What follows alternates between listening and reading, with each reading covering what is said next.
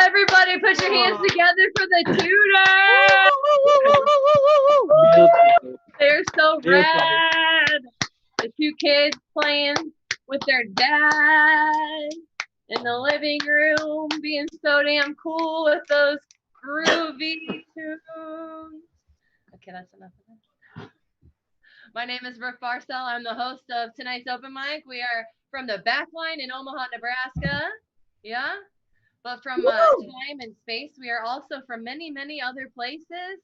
All of these wonderful humans in the Zoom room, will you shout out-ish one by one where you are from? Chicago, Illinois. Cleveland. Phoenix. New Hampshire. Chicago. Indianapolis. Represent. New York. Philadelphia. Hell yes. That is so beautiful. That is so beautiful. All of these silly people from all over the United States of America have come. They're going to do all 3 minutes each. We're going to make you laugh. Hopefully all of us, probably multiple times. We're all about that here.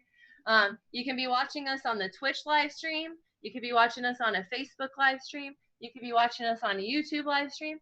Maybe you're watching us later on. Maybe this is 15 years in the future and you stumbled upon this and you're like, what dimension were they in? This is a weird one. It's a very weird one. Hi.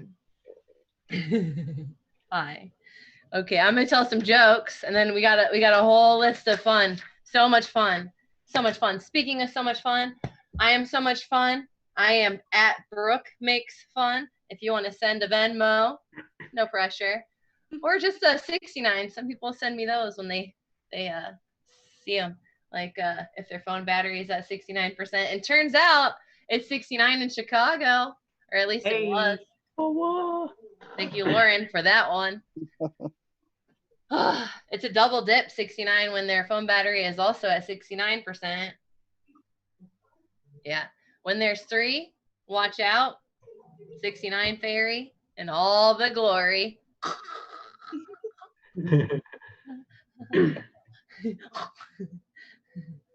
That's just kind of like what happens when all that comes at the same time in my mouth, out of my mouth. I've been playing with this new joke. I've been playing with it, and I don't want to stop playing with it because I didn't even realize like how much fun it would be to play with until I like really started to play with it, and like to give it like the attention that it needed and like the attention to the detail. I felt like I had neglected so much of my life. Let me explain. You might not be able to put your finger on it, but there's this thing, right? There's this thing about me I have, right? Like you can't put your finger on it, but you want to, and you're like, gosh, what is that? What is it about that? And it's my big clit energy.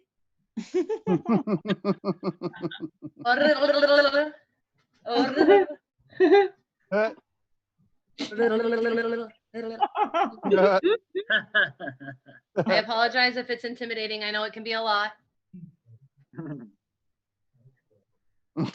I did some soul searching. Who am I kidding? I was doing some research for this, and I had to find out, am I regular? Am I normal size? Am I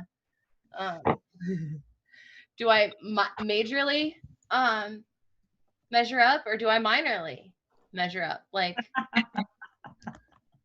So I was on the internet. I was doing some research. I just Googled vulva. Not Volvo. Vulva. The vulva. And there's a U. There's a U. And you got to be careful. There is so much clickbait. Constant. This clickbait. I know.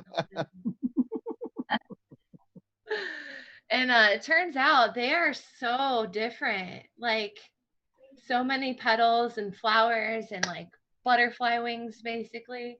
Like I got caught away. I don't even know how many hours went by. Kind of think I'm gay, which is cool. Like way more than I realized. So I went for a walk. I was like, I'm gonna go and look at the flowers, and stopped and smelled a couple. Don't worry, I asked first. I asked. Got consent. I can't. Shit. I can't just. Libs. I mean labes. I mean Libyas. I mean labias. Shit. It's just fun. It's just fun.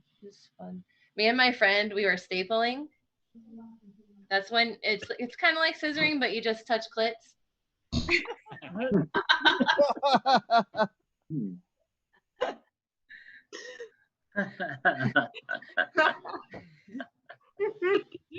you think that lesbians, when they go to yoga, like the first time they get really pissed when the hot teacher's like, grab 2 blocks and a strap, and then it's not the fun strap? I want to tell jokes for like 2 hours, but I've got like 40 comedians that want to do this too. Oh, it's not all about me. I wanted to tell you about the Clitty Fairy. Oh, she's a non-binary. They goddess. I can't explain it. The buzz is already like off the charts. Like you guys would vibe. I think y'all would vibe if you met the Clitty Fairy. There's a stinger involved. Cool. On deck we have Aaron tonight. All these funny ass people are gonna do 3 minutes. It's gonna be so fucking fun. I can't even get over it. I might cry. I might get really happy. I might compliment people. It's probably very, very true. Okay. Our first comedian is from Concord, New Hampshire. He's very funny. He's been cracking us up week after week after week. And KJ's here to see it today. Oh, hell yeah. Please put your hands together. Welcome to your screen, Bill Douglas. All right, thank you. Good evening, Brooke and everybody. You know, some parents set their kids up to be bullied by giving them really bad names. Like I had a boy one time from the Hertz family, like the car rental place. They named him Richard, but insisted on calling him Dick. Oh man. But you know, if you can survive adolescence with a name like Dick Hertz, you develop a thick foreskin. Do you ever notice whenever there's a crisis, people say, this is no time for partisan politics? Well, when is the time? A sunny day in June? No flooding? No tornadoes? No Kardashian news? When? Do you guys ever read Braille greeting cards? Pretty touching. Before wrapping gifts, I remove price tags and replace them with ones of greater value. My wife's like, thanks, honey. $53 for body wash? Well, you probably can't tell by looking, but I have a perforated bowel.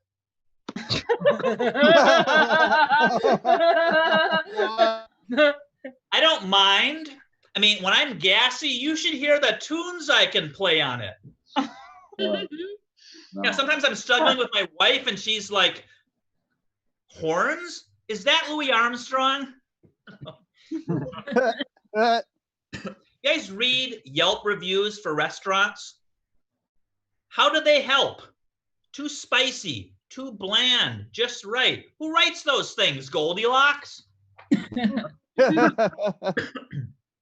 love teaching science, but I think it's time for a career change. I'm thinking journalism. I'm taking a class, lots of prerequisites, but I figured I'd do those later. We're learning to write original cliches.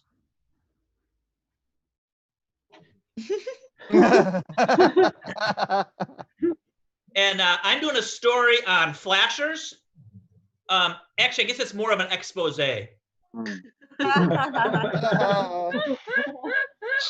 friend went on a blind date, and I thought he said she was a call girl, but I was partly right. She was a telemarketer.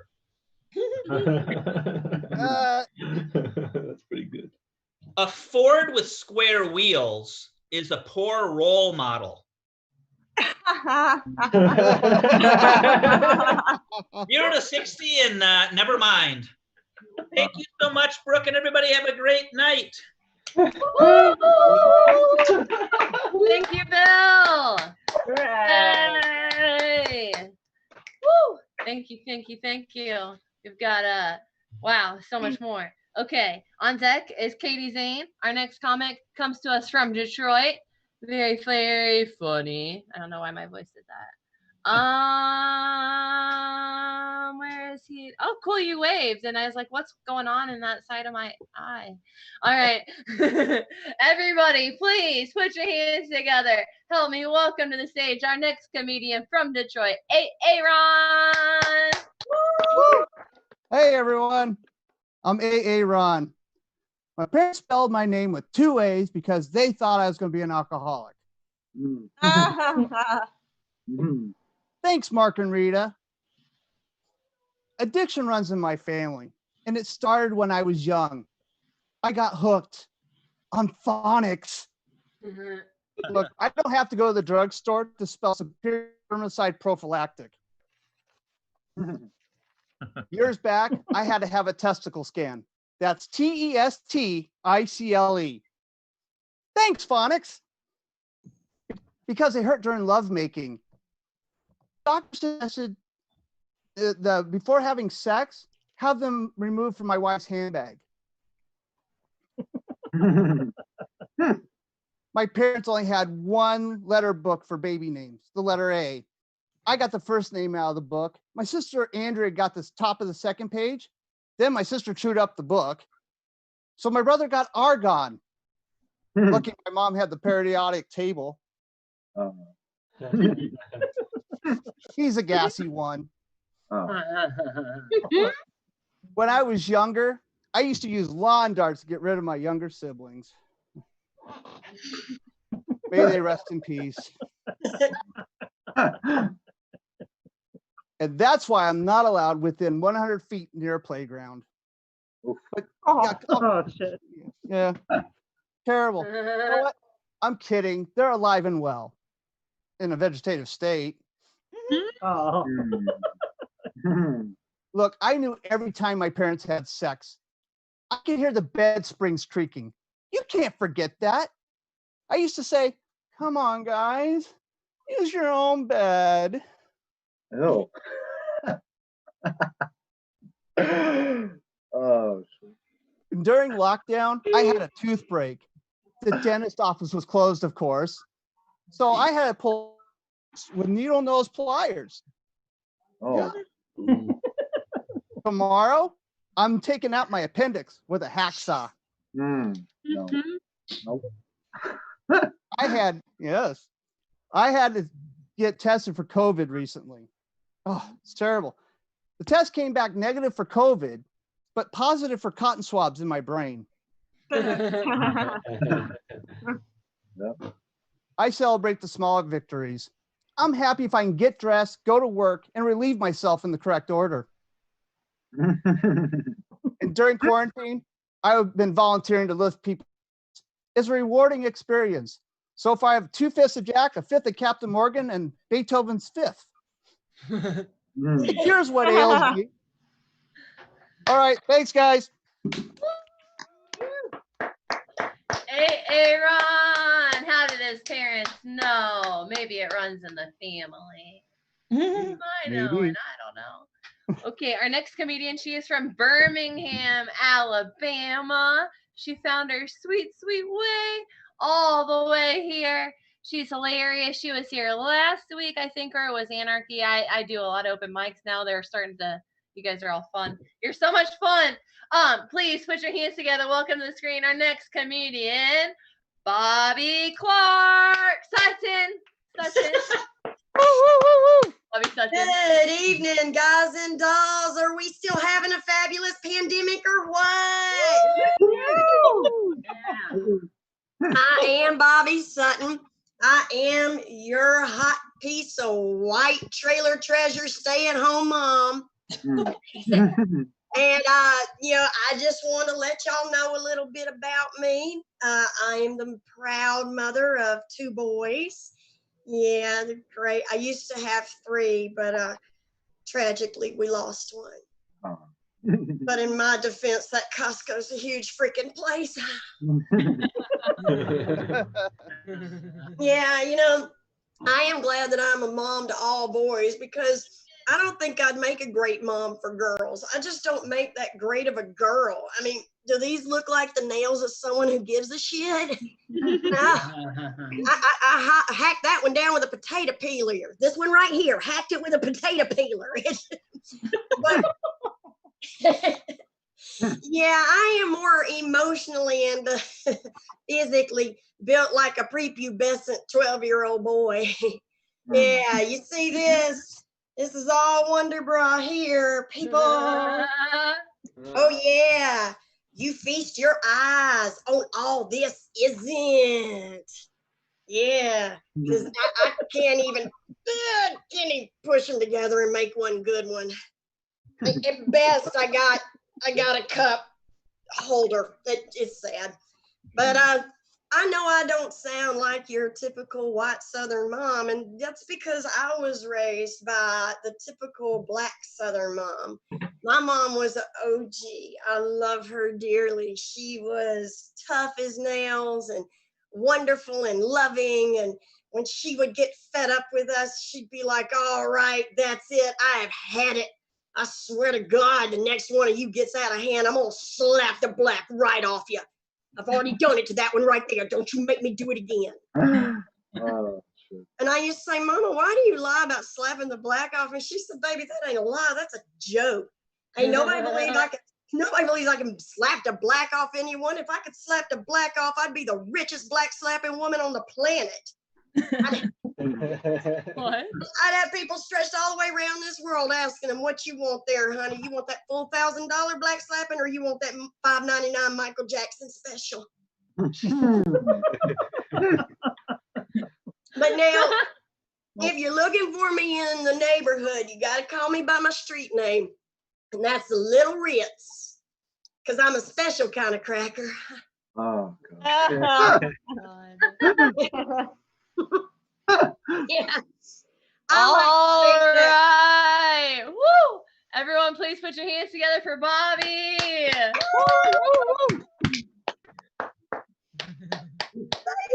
Special cracker, that's for sure.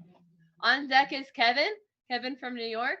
Our next comedian is from Chicago. Gotten to be kind of maybe really good friends with. But I mean, I haven't met him in real life, so I can't jump to conclusions and expect that they have the same kind of level of intimacy as I do. But I kind of feel like it's mutual.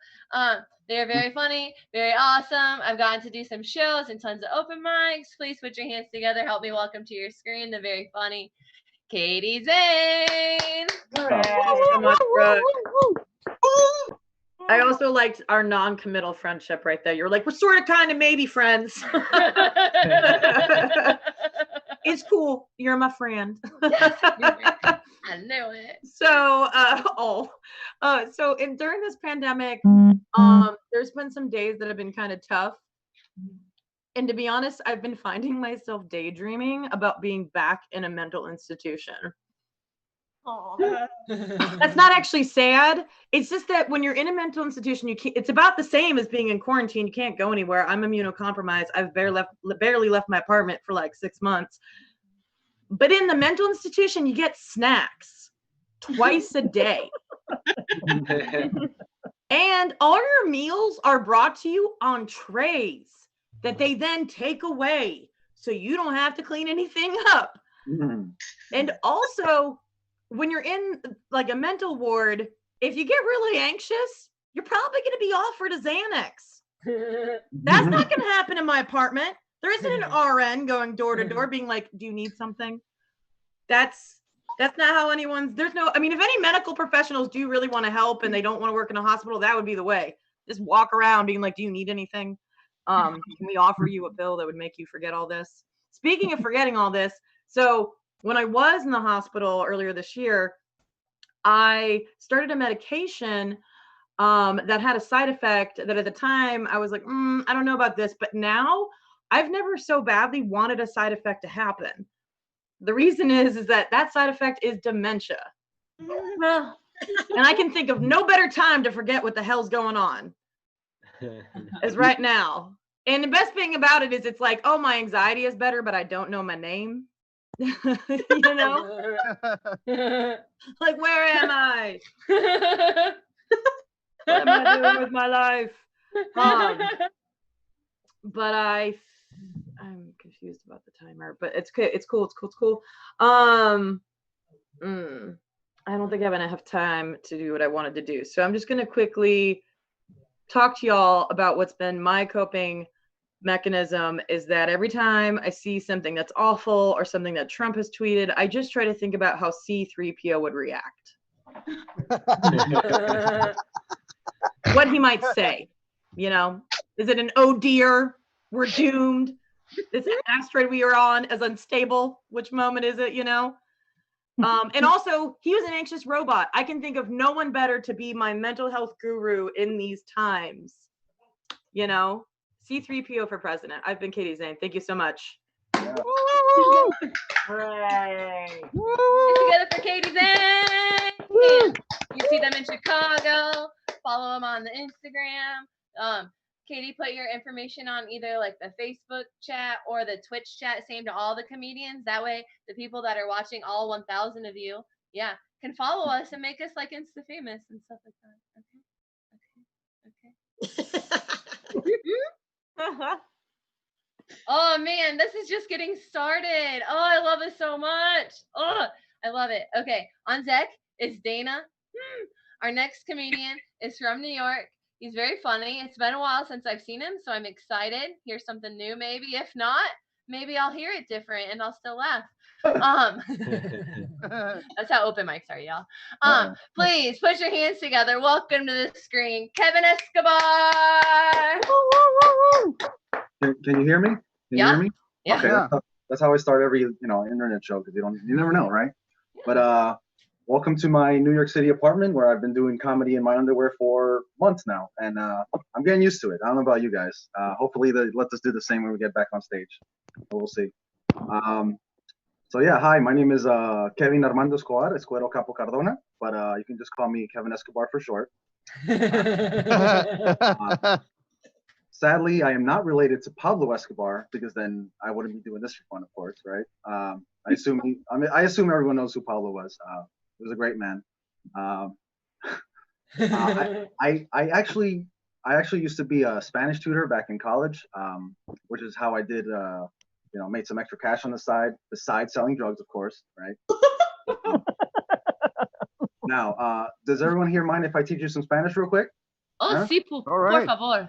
All right. Well, I'm going to anyway. It's part of my bit. But all right. So, So first off, in South America, we all speak Spanish, but we really don't understand each other because it depends where you come from. For example, the word concha. All right. In Mexico, it's a type of sweet bread. Somewhere else, it could be a shellfish, a seashell, or my favorite, a vagina. So yeah. So again, depending where you are, you can probably get something to eat. No? Just learn your Spanish first, all right? Now, I assume everyone here knows what a straw is, right? Right? Well, all right. These weapons of mass destruction have been killing turtles and sea life for years now. I assume it's because they don't know how to do cocaine properly, but what do I know, right? It's not like I'm an Escobar. But in Spanish, there's actually like 9 different ways of saying the word straw. Again, it just depends where you come from. Pretty stupid if you ask me. But again, for example, Mexico, popote, Ecuador, sorbete, Puerto Rico, sorbeto, and us Colombians, we call it un pitillo. But my favorite is the way the Spaniards call it, because sometimes they call it una paja. And for those of you that don't know what una paja means, for us, it means jerking off. So imagine my surprise when I went to Spain for the first time, not knowing this. I went to a bar, I ordered a drink, and the bartender offered me una paja.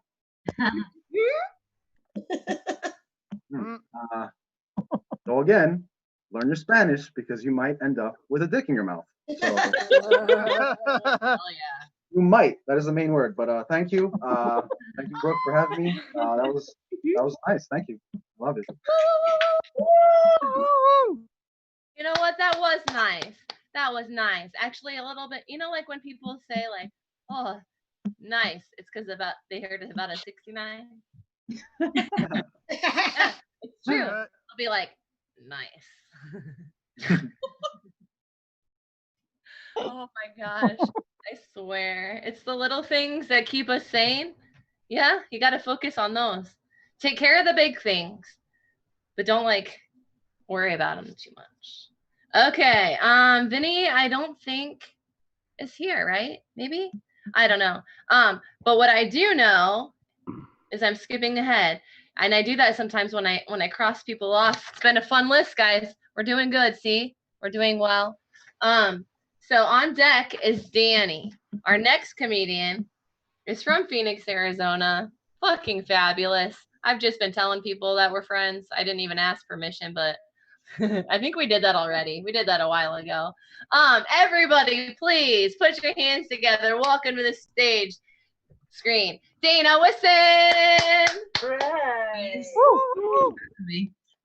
One day I'm going to look back on the year 2020 and tell my kids, thank God you're still in that test tube.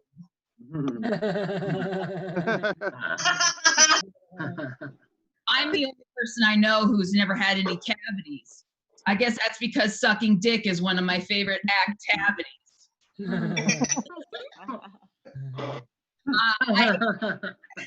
I hate the term full-figured panties. I prefer the term big Bertha butt baskets. Oh yeah, butt baskets, yeah. Does he love me or does he not is a question I often ask my dentist about my other dentist. All right, here's some jokes I wrote in the Zoom games like Quiplash and Joke Boat. Right. I call my bedroom heaven because the beefy butt den was already taken. Right? Butt den. Have you heard about the electric scooter challenge? That's where you pull the plug on your grandma while everyone is watching. Oh. No, it's not based on reality. Hold on. Marriage is a lot like boobs. It's totally okay if you have 3 of them. All right, here's some impressions. Here's my impression of Celine Dion. Hold on, let me warm up. All right, here's my impression of Celine Dion.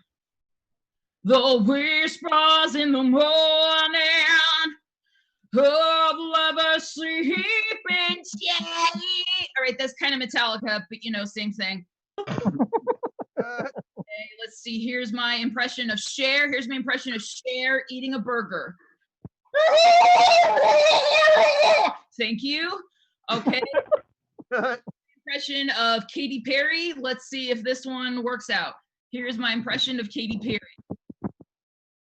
This was never the way I planned, not my intent. More. All right, impression of Amy Lee from the band Evanescence. How can you see into my eyes like open doors? Not to be confused with me down into my core. Would it be go so numb? Thank you very much. My name is Dana. Put your hands together for Dana Wisson. At Dana Wisson, I think on stuff. She'll put it in the chat. You follow her. Your life is happy. Life is good. Good vibes. Very fun. I love the background. I love the impressions. I love the face. I love the. I think she's got big clit energy too, y'all. Yeah. Yeah. Cool. All right. On deck we got KJ Whitehead. Ow, ow, ow, ow. Our next comedian from Philadelphia. We've been having a lot of fun. Late nights. Not that kind of fun. Maybe late. I'm sorry. Our next comedian is from Philadelphia. She's very funny. I think you'll enjoy her very much. Please put your hands together for Danny Rydell. Thank you very much. Let's see, I was going to open with a joke about how important it is to spay and neuter your pets, but it just wasn't a fertile premise. I need to let you all know as you go forward in the next couple of months that fantasy football is Dungeons and Dragons for jocks. I'm kind of getting like nostalgic for the beginning of quarantine when we could watch stuff like Tiger King and it was still entertaining. I've been like going back to like watching old Disney movies from my childhood, and it's really amazing how differently your adult brain interprets movies like, you know, Snow White, Cinderella, Sleeping Beauty, Little Mermaid than your child brain did. Like as a child, you're all hopeful and optimistic and it's romantic, and like my adult brain is just like, which princess is going to exhibit which PTSD symptom when she's in her 30s? Except Ariel. So I watched Little Mermaid again and I was like, I think Ariel had maybe the least traumatic childhood of everyone, but she had her own set of issues, like that whole hoarding thing, right? Like, I think that got worse actually after the movie was over because she becomes human. She moves in the castle. I think it got worse. Like, think about this. The Little Mermaid, right? She gets legs. She gets her wish. She becomes human. So that means she's got a clit now. Well, I mean, I think she always did. I think it was just, you know, it was under one of the scales or something somewhere. But anyway, she clearly now has a room in Prince Eric's castle where she is just hoarding vibrators and singing about it. Look at this stuff. Isn't it neat? Eric thinks this one massages my feet. I've got rabbits and dildos aplenty. I've got bullets and rockets galore. I've got 20. Which I break out when Snow White and Rapunzel come over to sip rosé and talk about our mommy issues. So I need to address one very serious issue with you guys tonight, and that is that you know, there is a small subset of immigrant women in this country right now who are suffering, and so I would love for anyone to join me in helping this cause by sending Melania Trump a vibrator. She's currently at 1600 Pennsylvania Avenue, Washington, D.C., also known as the country's nicest immigrant detention center.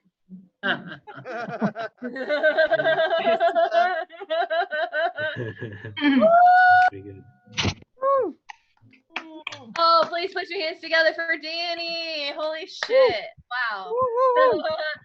We were all like getting into this like deep, like kind of sad moment thinking of like what would happen to like grown up legged Ariel if she got wet. Like, would she morph back into a mermaid? Oh shit. Anywho.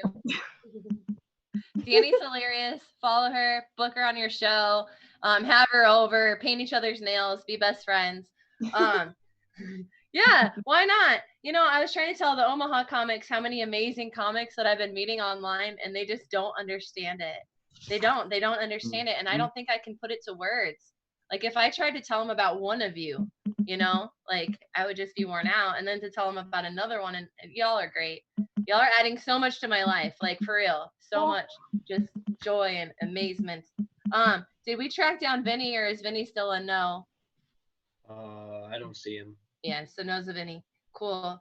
On deck is Miranda. Miranda, first time here, so I'm excited for all of that.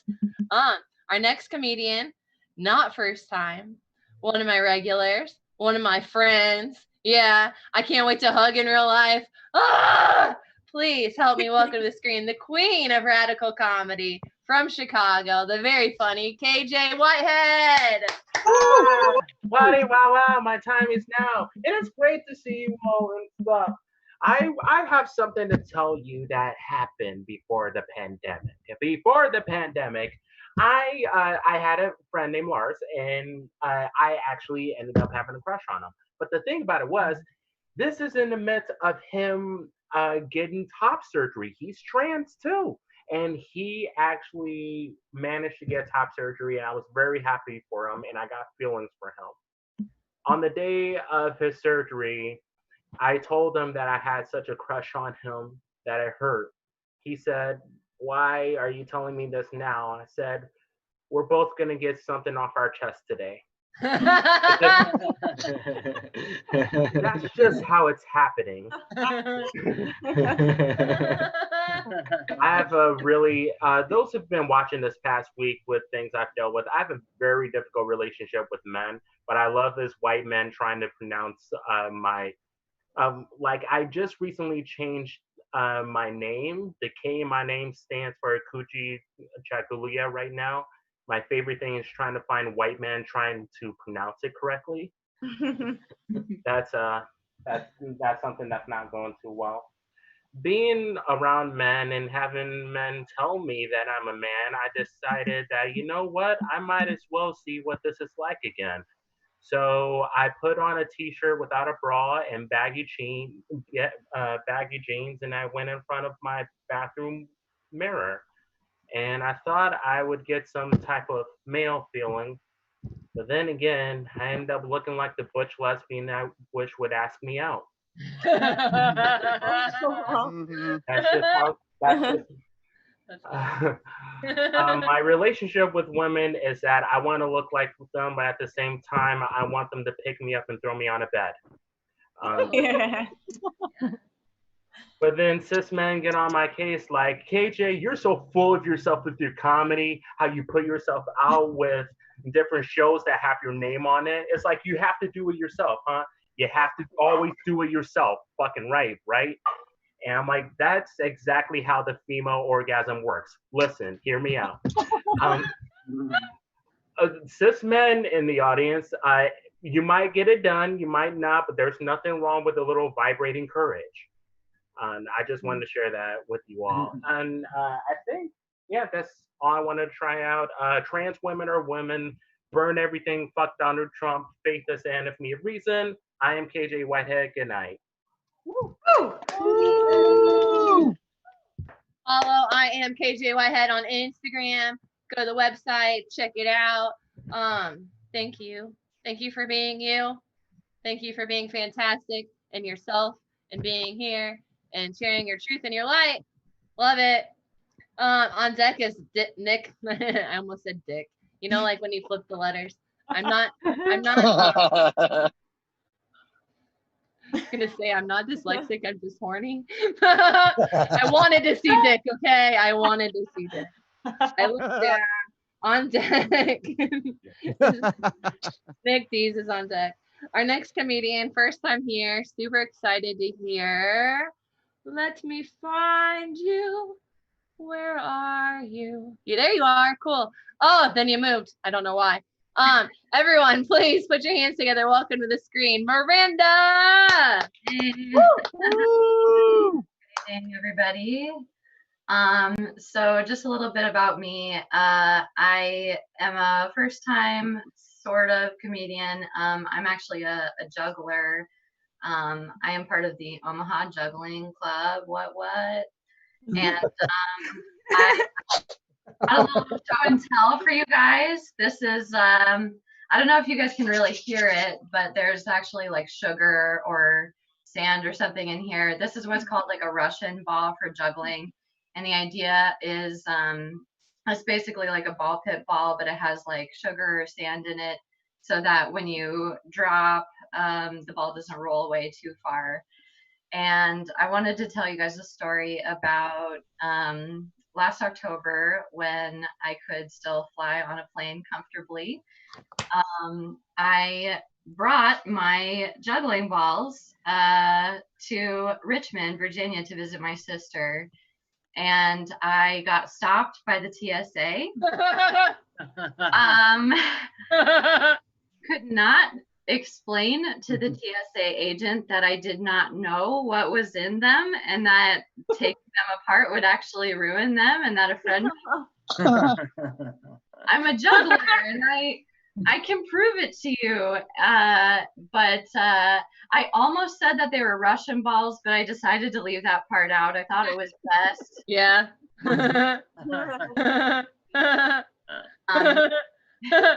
So swabbed them and pulled me aside, and fortunately let me have them back. I was very grateful for that. And that's my TSA story. So I live with 2 cats, Rivers and Sammy, and my boyfriend Matthew. Every now and then he asks me for fashion advice, and we were talking about this black tank top that he wears, and he referred to it as a wife beater. And I said, aren't wife beaters usually white? I mean, I think we can all agree that this is a gray area. So, real quick, the last thing that I was going to do for you guys was do an impression of me in the bathroom at work when I think I'm alone. First of all, I sing happy birthday to Rivers, happy birthday to Rivers. That's my first cat. Happy birthday to Rivers, happy birthday to you. And then I sing it to Sammy, happy birthday to Sammy. I'm washing my hands for 20 seconds, washing my hands for 20 seconds, and I think I'm alone.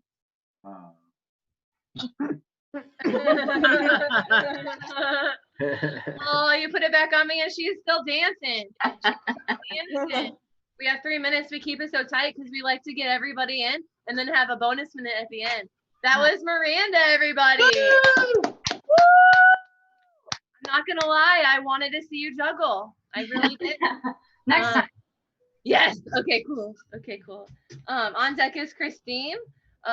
Not Dick, but close, from Norfolk. Norfolk. We have one of those in Nebraska, but this is in Norfolk, Virginia. Okay, let me find your face. Nick D's. Huh, I see it. Okay. Please help me welcome to the screen from Norfolk, the very, very funny Nick D's. All right. So I didn't think that the dad bod was a thing until I realized the more I had one, the more my stepson started calling me dad. He came home from his real dad's house, Nicholas. And I was like, hey, buddy, like, that's okay. If you want to call me dad, you can call me dad. And without missing a beat, he was like, no, that's okay. So later that night, I was eating some ice cream, and he was like, hey, Dad, what you eating? And I was like, oh, just having some ice cream. And he was like, hey, can I have some ice cream? And I was like, sorry, this is for my real son. Like, it's crazy because, like, for me, being a stepdad, like, every time he calls me dad, like, it is amazing because I just feel like a stepdad angel just gets their wings every time he calls me dad. But it's like, as much as I love him calling me dad, I know that, like, the flip side of that is that he's called his dad my name, which is amazing to me. Because, like, I just imagine he's like, hey, Nicholas. Oh, sorry, Dad. And his dad's just got to be like, it's okay. And, like, that's just amazing to me because now it's like, I've got your kid and his mom calling me daddy. The other day, he came up to me with a pack of markers and was like, hey, Dad, will you give me a tattoo? I want to look like you, which no one has ever said. But I was like, that is so sweet. Like, he wants to look like me. And then I immediately thought, like, how mad is your mother going to be when I draw a penis on your back and tell you it's a koi fish? But, like, we can't get my stepson to pee with the door closed. Like, he just won't do it. Like the other day, I was in my bedroom and I had to check to make sure that there wasn't a strange man peeing in my bathroom. So I like peeked out and looked, and he just had his hand up against the wall and he was just leaning forward. And I was like, yep, having two dads will do that to you. And like, he was peeing so loud that I thought it was a grown man in my bathroom. So now, like, ever since then, I've just been trying to pee as hard as I can every time that I go. Like, I just started pinching the tip of my penis like a garden hose so that it just makes more noise. Like the other day, I brought 2 gallons of water into the bathroom with me and just started pouring those into the toilet, just like blah, blah, blah, blah, blah, blah, blah, blah, blah, blah, blah, blah, blah. He's like, hey, Dad, why does it sound like that when you pee? And I'm like, well, this is what being a man sounds like. Thank you guys. That's been my time. Give it up for all the stepdads in the world. Thank you guys so much. Nick D's, everybody. Yeah, stepdads and peeing. Just like I was thinking, you know, dick stuff. Cool. Sometimes you get it. Wait, that was not a funny thing to say. Okay. On deck is, and then we missed a couple people. They haven't shown up. So if they show up, they show up. If not, on deck is Geraldine. Cool. Our next comedian comes from Philly. Fucking fun. Fucking hilarious. Still kind of on the pre-friend zone, but I have a feeling if we met in real life, it'd be super easy. Like super easy. We wouldn't even think about it. You know what I mean? Yeah. All right. Cool. Like I said, from Philly, please put your hands together. Help me welcome to your screen, Christine Olivas. I know we would be friends because I'm not intimidated that your clit is way bigger than mine.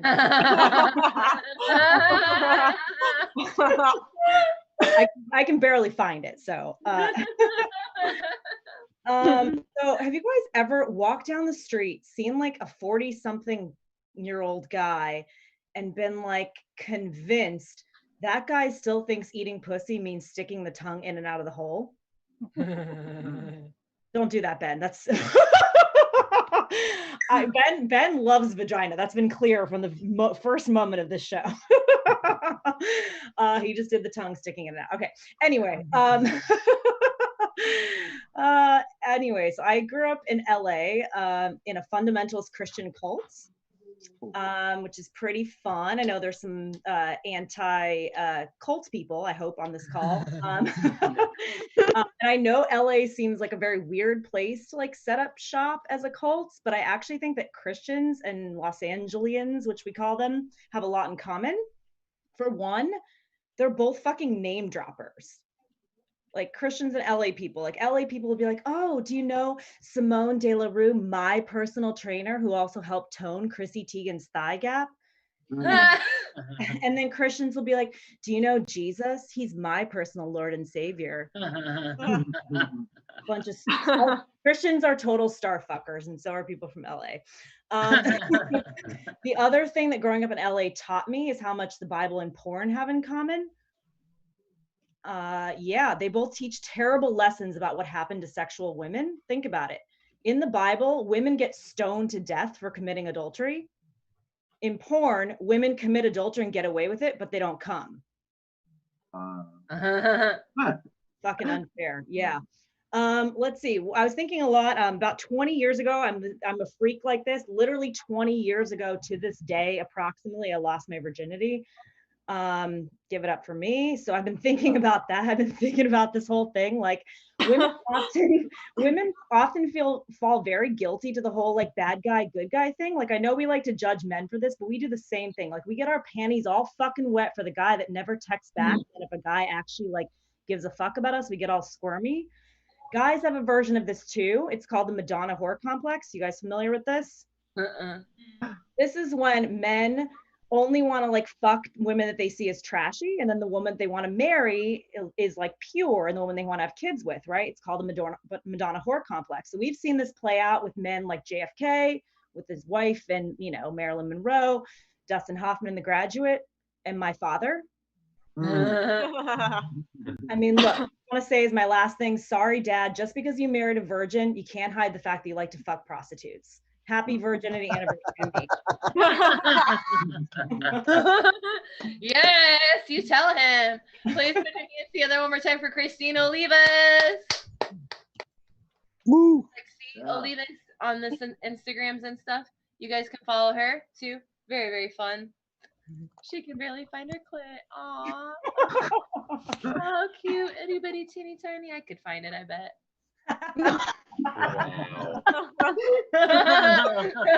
I'm just saying. On deck is Sherilyn. Our next comedian is from Miami, Florida. Cool. First time here, I believe. Let me find the face that goes with the name. Is there a face? Yeah. Well, no. There's a blank screen, so that's gonna be weird. Richard, can you please put on your video so you can make us laugh? 5, 4, 3, 2. Guess what? Richard isn't going up yet. Our next comedian is from Indianapolis, Indiana. Her name is, well, if you want to find her on Instagram, it's OG Jerbear, Jer with a J. Please put your hands together. Welcome to your screen, Sherilyn.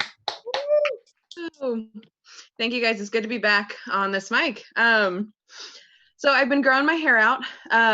Not on my head though. I'm talking about my pits and my legs. I already had the bush, so I figured, like, why not just round out the trio there, you know? That's not a feminist statement, though. I'm just depressed. And that's a joke, but, like, depression is real. And, like, mine has gotten to the point in the past where, like, I haven't been able to adequately, like, always care for myself. And that has created this fear of smelling bad. So as a result, I have, like, this huge perfume collection, which is awesome because, like, I feel great when I smell awesome. But it really confuses my blind dog. Like I live alone, but according to him, there's 30 of us and we're never home at the same time. That's a lie. I don't have a dog. I have two. What a shocker. The girl who just made a joke about not shaving her pussy because she's depressed lives alone with 2 cats. Woo! I do, the true part of that is I do wear a lot of perfume. I literally have like 30 or so. I should probably wear less though, because I tried to light a candle the other day and I caught myself on fire. So I want to tone that down. I do have 2 cats. One is super sweet. He's like total angel baby. The other one, not so much. So like one will eat his, he won't like eat his food until he comes and thanks me for it. And then the other one is so fat that I literally have bruises on my legs from when he jumps on me. So the difference there. And you know, cats only meow for 2 things. Like they meow when they're like babies, they meow at their mom. And then adult cats meow at their humans. And so like the asshole cat, you know, he only meows at me, like screams at me when he can see the bottom of his food bowl. But recently he started doing this thing where instead of like waking up all of my neighbors, he does this like super sweet, like gentle squeak meow, which is the cutest thing in the world. Oh, it's so cute, but it's such an effective manipulation tactic that I'm worried I'm living with a narcissist. I am actually going to give my other 30 seconds back to the room. So thank you guys. I'm Sherilyn. Woo! Yes, keep it going for Sherilyn. What you do with 30 seconds, gosh, it's not quite enough time for a 69, but if your head's in the right place. Cool. On deck is the guy that was supposed to do a set, but he was in the baño. That's Spanish for bathroom, which I'm sorry I told everybody, but he told me, so I have a big mouth. That's how my filter works. See? In, out. 8. Okay. Yeah, you heard it earlier from Miami, Florida, right? Yeah. Yes. All right. Please put your hands together. Welcome to your screen, Richard Carries. Ooh, thank you, everybody. Thank you for having me. First time on this mic, so I'll do my best to disappoint y'all. Let's see. So during this shelter in place, I've been smoking a lot of weed. you know, and I realized that smoking, yep, my man, I see you. Smoking weed is great, you know. I mean, it ails cancer patients, you know, it even makes you horny. But I have to say though, there's been some negative stereotypes for weed before it became all nice and mainstream, you know. Like one of them used to be if you smoke a lot of weed, you'll have a low sperm count. Well, I know that's bullshit. 'Cause I've been to the abortion clinic at least 3 times in my life. Yeah. Another one is that they say that if you smoke a lot of weed, you know, you get forgetful. Bullshit. I didn't forget to smoke this morning. But the one that they probably have a point with is they do say if you kind of smoke a lot, you have a tendency to repeat yourself. And you know, the one they kind of have a point with is they say that if you do smoke a lot of weed, you kind of repeat yourself. There it is. I wait for the laughter. You know, but I'm what you call a loner stoner, right? But not by choice. It's just because smoking with my friends is just become unbearable. Like they're, you know, the type, right? Like they're the kind of guys that get high and then they become geniuses or philosophers like Socrates and shit, you know, and they just found out about Socrates because they were watching the Discovery Channel because now everybody's in shelter in place and all of a sudden, oh, I know things, right? But anyway, one time we were smoking and, you know, we smoked bong rips and shit, right? And my homeboy, he hit the bong and, you know, he started coughing and then he went into deep thought. Then he says to me, bro, if you were God, what would you do first? And I look at him and I say, if I were God, I would make it that you could smoke at your own place and not come to my crib and ruin my eye, man. I'm trying to watch Spaceballs, Jesus Christ. Great movie, by the way. But, you know, my white people, I got to give you props, though. You guys are very stealthy when it comes to buying your weed, all right? Every white person I know that buys their weed, his name is The Guy. That's it. The Guy. That's all you get. You don't know what his race is. You don't know his height, anything. The Guy. You ask black people where they get their weed from. Yo, my cousin Yellow Boy, he got that fire, dog. Yo, I'll give you his phone number right now. Call him up. He'll answer. He's right up the street. He will answer. And you wonder why you got pulled over at 2 a.m. White people are covert.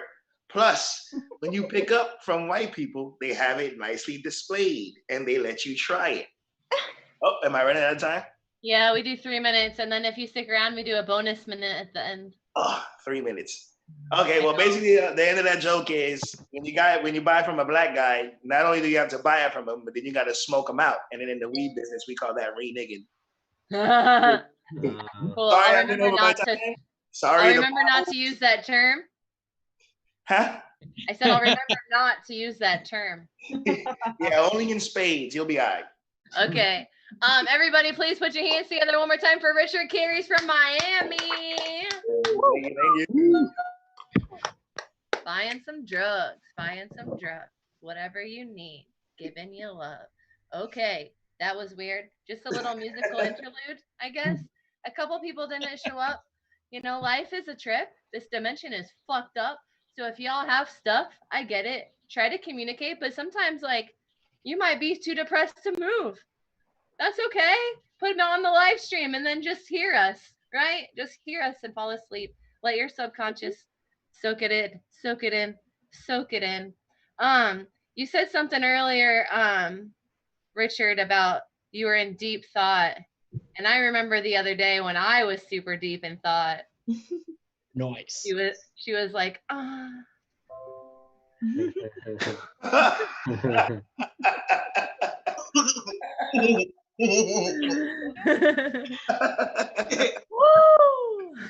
Oh, cool. Alex is here. Badass. Guess what? Our next comedian is from Camarillo, California. Please put your hands together for the very, very funny Alex Portillo. Hey, everybody. I'm Alex Portillo, and I live in Camarillo. Yeah, it rhymes. It's cool, right? I mean, it never gets old. I've been telling that for 2 years. So the other day I was shopping at the store in Camarillo. We have several of them. So I was in Camarillo, and I was in the checkout line. I was trying to get get in the checkout line, and then somebody's like calling me. So like I have these like shorts that have really tight pockets. So I pull my phone out, and it flies, and it hits the floor. And I was like, oh gosh, it broke. But no, it only like chipped off a little bit of the case, but the phone's fine. So I answer it, and I get a call from Nebraska Congressman Don Bacon. He's like, hey, come to my town hall meeting. Now, I used to live in Nebraska, but no, I did not vote for the guy because I'm vegan, so I can't vote for him. His name's Don Bacon. Can't have it. It's got bacon in it. Plus, I live in California now, so I wouldn't vote for him. But I did protest at his office like a few years ago when they had that whole debate on healthcare. So I was like holding the sign saying, keep our healthcare, please. And then there's like at the building where he has his office, there's like these contractors or something, and they put like a sign out in front of their window saying, get a job, to all of us. Like, we didn't have jobs. And at the time I had like 7 different jobs, and so I was like, I have a job, I've got 7. And even if they told me to get a job now, I was like, I still have 2. I don't know. I guess that used to be funnier back in the day. That's an old joke. That's a recycled joke. Speaking of recycled jokes, healthcare is important, right? Health insurance is important, life and death. It is life and death for everybody. So I've been thinking about death lately, what I want done with my body. And I want to donate my body to science, like be like a medical cadaver and stuff. But what I don't want them to do with my body is I don't want them to take my skeleton and use it for like for a diagram for a massage school at the back alley of a supermarket.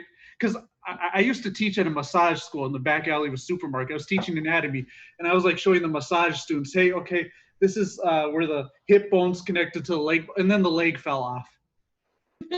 So I don't want that to be my skeleton's fate. I really don't want that to happen, so, because I don't know, like once I say, oh, I want to donate my body to science, maybe I should specify, do not use my skeleton at a for-profit massage school in the back parking lot of a supermarket. Right, thanks. Put your hands together for Alex Portillo, and then take them apart and put them back together, and then take them apart. Woo! I'm gonna go out on a limb here. So you're kind of humorous. I don't want to point out that, but I'll nudge it in if I need to. Wow. That was a lot at once, I know. Welcome to Brooke. Welcome to Brooke. A lot at once, they say. Too much fun, they say. Nah, it's good. I cut my own hair. Nice. Yeah. Why not? Okay. Total side note.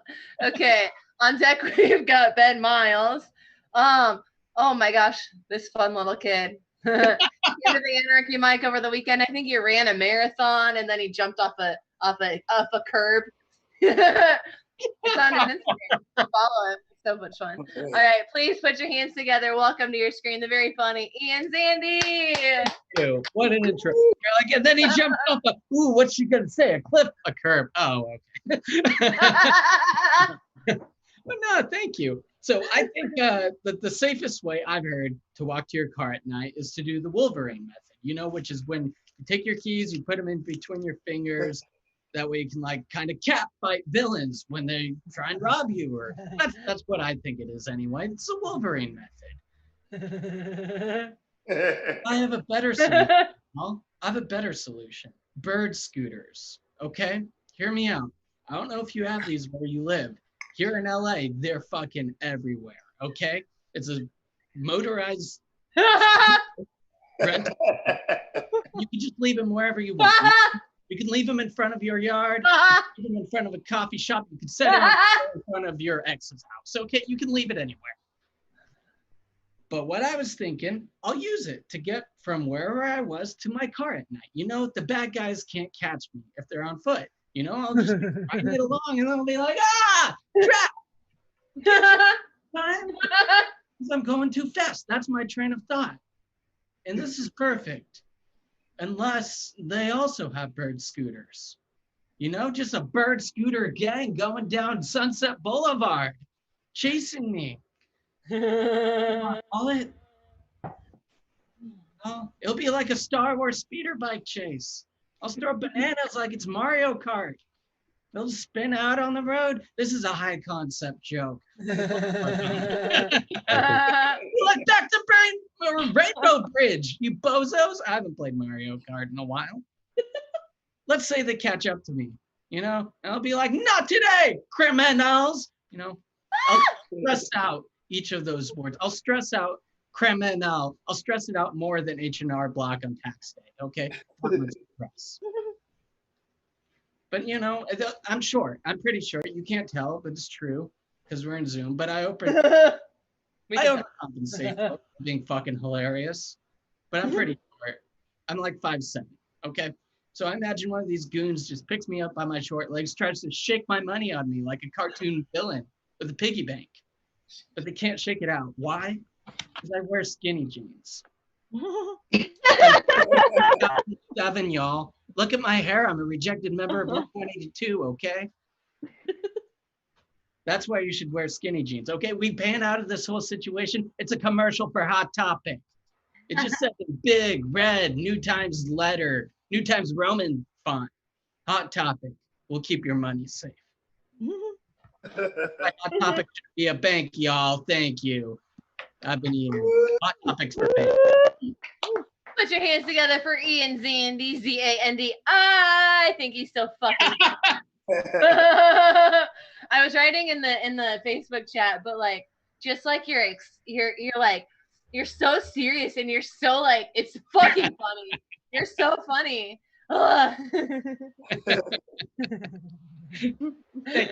Thank you. I'm not playing favorites. You guys know that, right?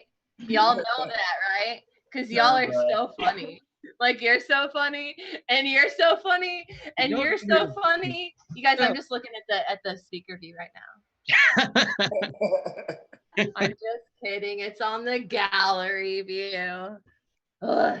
I told him about this last week, but I struggle between being in the gallery view and being in the speaker view, because the speaker view, I get to watch you. I'm watching you. I'm focused on you. You're doing your jokes. But then, like, I want to see what they look like when they're laughing at your jokes.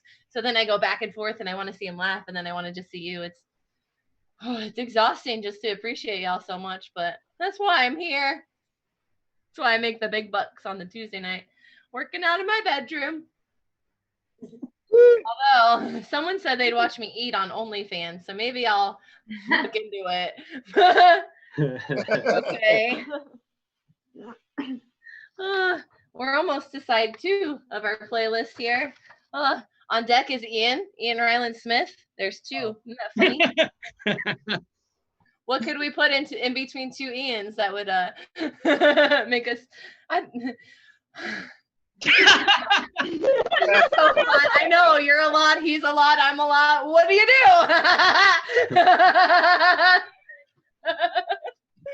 I need this from Omaha, Nebraska. I know them in real life. Very, very fun. Please put your hands together. Welcome to your screen, Ben Miles. Thanks, Brooke. Hey, everybody. So now, like, the pandemic's been going on for such a long time, now I'm starting to see people in my feed that are claiming that it's a hoax, like it's some sort of government thing, and it's not really happening. I noticed that these are the same people that around Christmas are like, well, if Jesus isn't real, then who's eating your milk and cookies? Or is that Santa? I get these imaginary white guys confused all the time. I know they have some kind of connection to edibles, like, no, right. Okay, Santa's the milk and cookies. Jesus is where the priests of his religion turn him into crackers and then eat him, which I seems disrespectful and a little fucked up, but if you follow the news, that's like one of the lesser fucked up things that Catholic priests do. But so yeah, I also don't really understand why people are so impressed when Jesus turns water into wine. When twice a week I go to the plasma clinic and turn my plasma into PBR and salivary, and not nearly as impressive, I guess. I know it's a long shot, but do you guys think if I got a pedicure, I would no longer be attracted to children?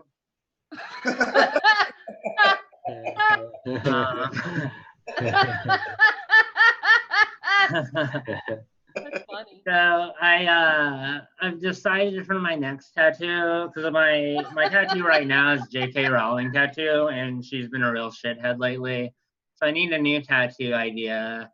I've settled on getting the word thanks tattooed to my taint, because if anybody is ever down there looking at the area between my balls and my asshole, if it's a lover, a doctor, a mortician, the kids that found my body washed up on the beach, if for whatever reason you're looking between my balls and my asshole, I just really want to say to you thanks. I guess I could change it to be like, I'm sorry. Anyway, I don't have any 13-second long jokes, but we could have sex. Thanks, Brooke. Let's go on.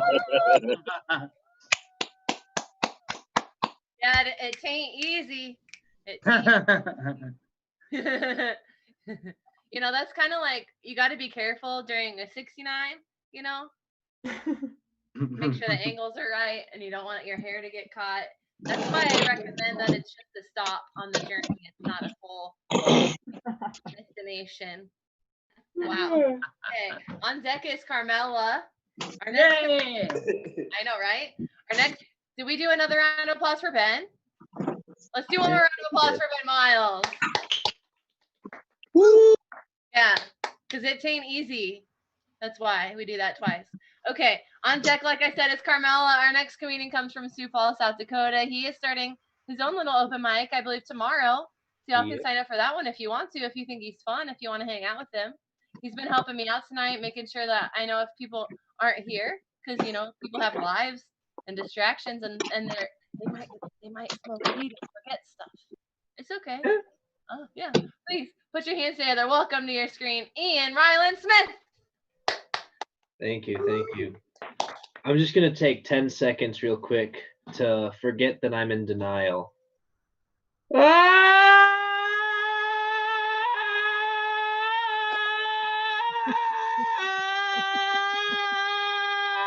Okay, I'm in denial again. Whew. So I'm a classically trained timpanist, which basically means I'm unemployed until I'm dead. Timpani jobs, well, I should probably explain what a timpani is. The tutors had a pretty good example. It goes, bum, bum, bum, and this is the timpani. Bum, bum, bum, bum, bum, bum, bum, bum, bum, bum, bum, bum. Seems easy enough, right? Seems like it wouldn't take 4 years of training to learn how to play that instrument. But yeah, those jobs are insanely hard to get. In fact, they're so hard to get, you have to wait for someone to die first. Yeah, it's crazy. I asked my percussion teacher. He's a timpanist for the Sioux City Symphony. I said, "Oh, what's the likelihood that I can get a timpani part on the Sioux City Symphony?" He was like, "Never. You're never gonna beat me out. You'll have to wait for me to die." And I was like, "Well, that's encouraging." Let's see. What else? I'm wondering if I should do this joke. It's experimental. It's one of those. Oh, okay. Jokes. Actually, I don't know. I have a better idea. I'm gonna do my impression of Dana Wisson doing an impression of Cher waiting at the bank.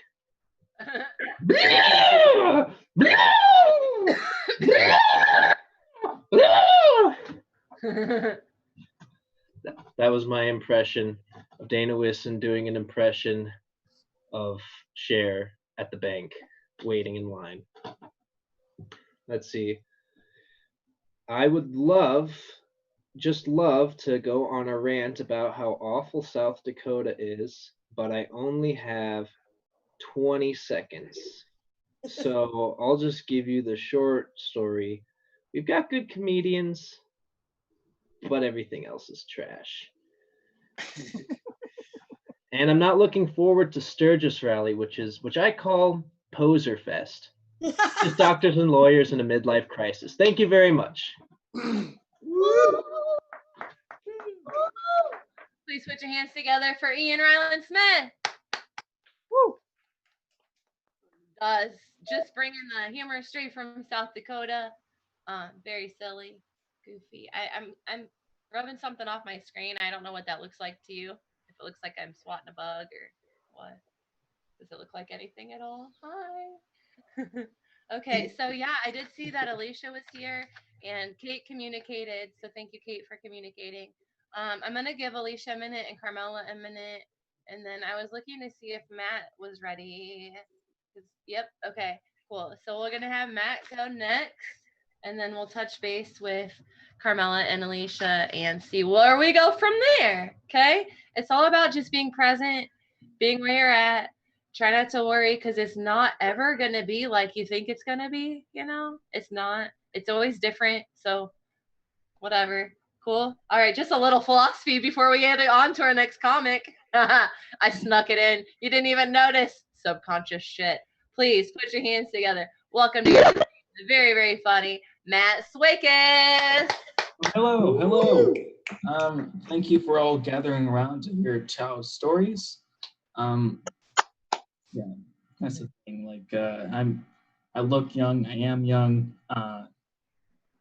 It's just I don't, and that sucks because my personal belief is that you're not interesting until you're like 30 years old. One person, but like, because that's the thing. Like, what am I going to talk about? Like, one time I dropped a pencil and I farted in class. The most traumatic story is about how I was alone in a room with a wasp. It was in my bathroom. I was 8 years old, and I was just creeping towards the doorway. Just creeping towards. It's my bathroom. Okay, I'm getting showered. And then now I'm using a shower as a weapon. Like, I'm confused. I don't know anything about weapons. Like, you ever take me hunting? I'm just out there with a shower head, just like, you know. Anyway, well, it's not going great for me, I guess, because I mean, I'm already 20 years old, but I don't have a sex life. Like, you know, I mean, I do, but I don't. I would describe it as like Fight Club. You know, it's about real stuff, but it's entirely fictional.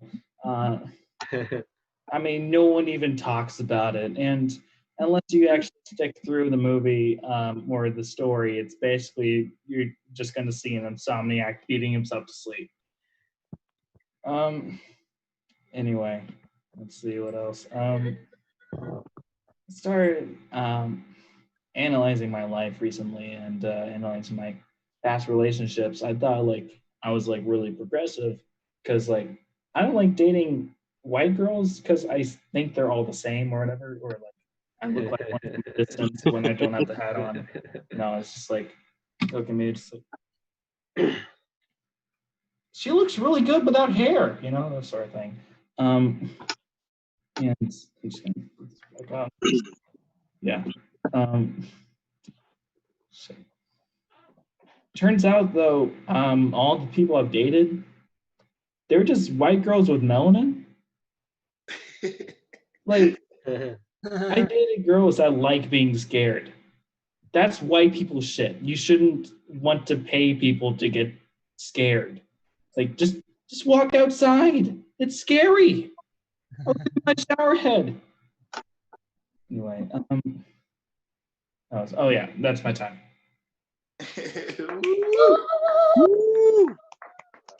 Matthew Swakis, everyone. Just started doing comedy when Zoom happened. Isn't that neat? Isn't that neat? Still hiding it like from his family, like all of the rest of us. Yeah. Yeah. Awesome.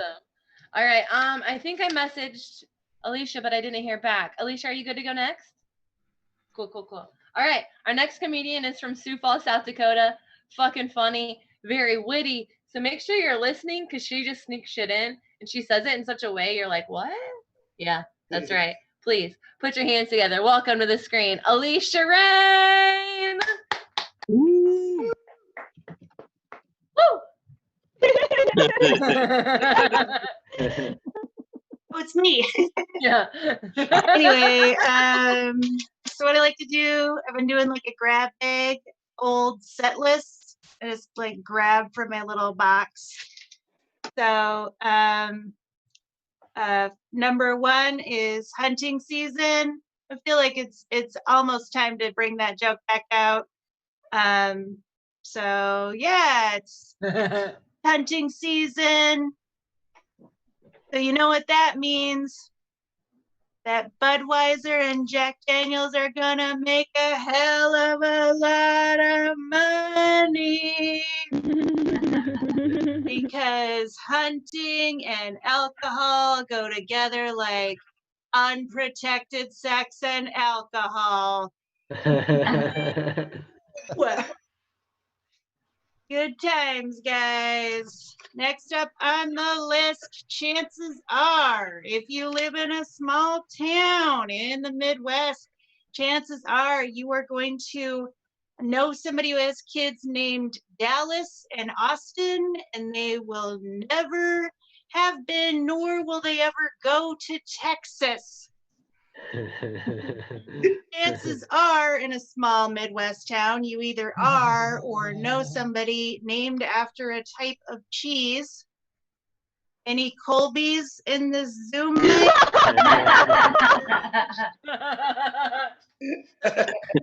Chances are you're gonna have a high adrenaline name. Chance, Chase, Ryder, Hunter, Danger. Chances are they're all going to be in the same carpool. Yep. I live in a small town.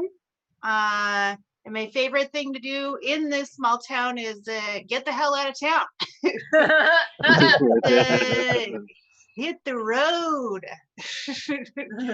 I don't know what my time is, guys. 30 seconds. Yeah. Shoot. This is my impression of local Midwest celebrity Laura Ingalls Wilder. Little House herself. It's really cold here. Guys, thank you so much. Alicia making it rain in South Dakota. Put your socials in the chat. They can be your friends. That's where it's at. We're the joy makers. We're the future of America. Oh gosh. It's good. It's fun. It's good. We have a special treat. Hold on, there's something way in the back of my throat. Ooh, that was Ollie from earlier. I know, and I didn't even see him today. It was from last night. Anyhow. Oh wow. I am just kidding. I am very, very picky, and Ollie and I are very good friends. He's from Omaha. Not like for real, but like now he's in Omaha, which is cool. Very funny. whenever you're ready to unmute yourself, you are up. Please put your hands together. Welcome to the screen, Ali Kareem. Yo, we out here fucking wilding in the streets, son. Salam alaikum. My name is Ali Kareem. I'm originally from Iraq, born and raised in Baghdad. B-Town. Nobody on this room chat from Baghdad. I not from Omaha. You know, I've been going out. I know I'm risking COVID, but it's just a funny story. I was at this bar and we're playing pool, and these two girls came up to us and they're like, "Hey, can we play with you guys?" I was like, "Sure." And they played, and she's like, "If you make this shot, I will kiss you." I was like, "Okay." So I made this shot, and she kissed me on the cheek. I was like, "Okay." And then she's like, she kissed me on the lips, but don't worry, I held my breath. I didn't, you know, because of Corona.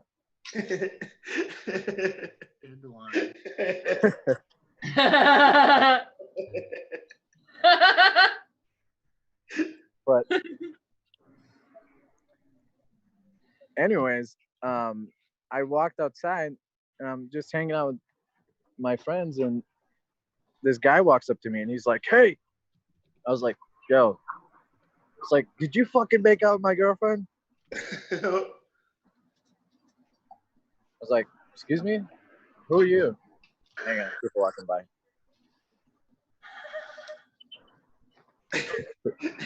Fucking fans following me everywhere. He's like, "Did you make out with my girlfriend?" I was like, "Who the fuck are you?" He's like, "You were playing pool with her." And he was like coming off a little bit rude, so I flexed on him. And two of my buddies flexed on him, and he's like, "Man, I just want to know if she did it." And my friend looked at him and he's like, "She's a hoe."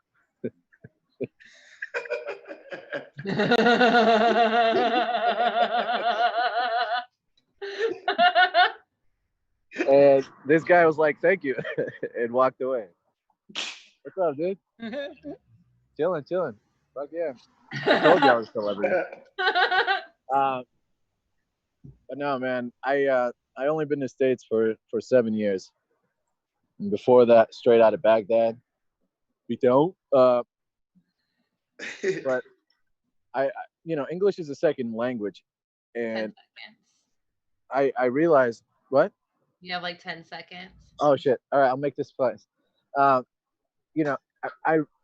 I didn't know when you capitalize letters, it means you're screaming at somebody.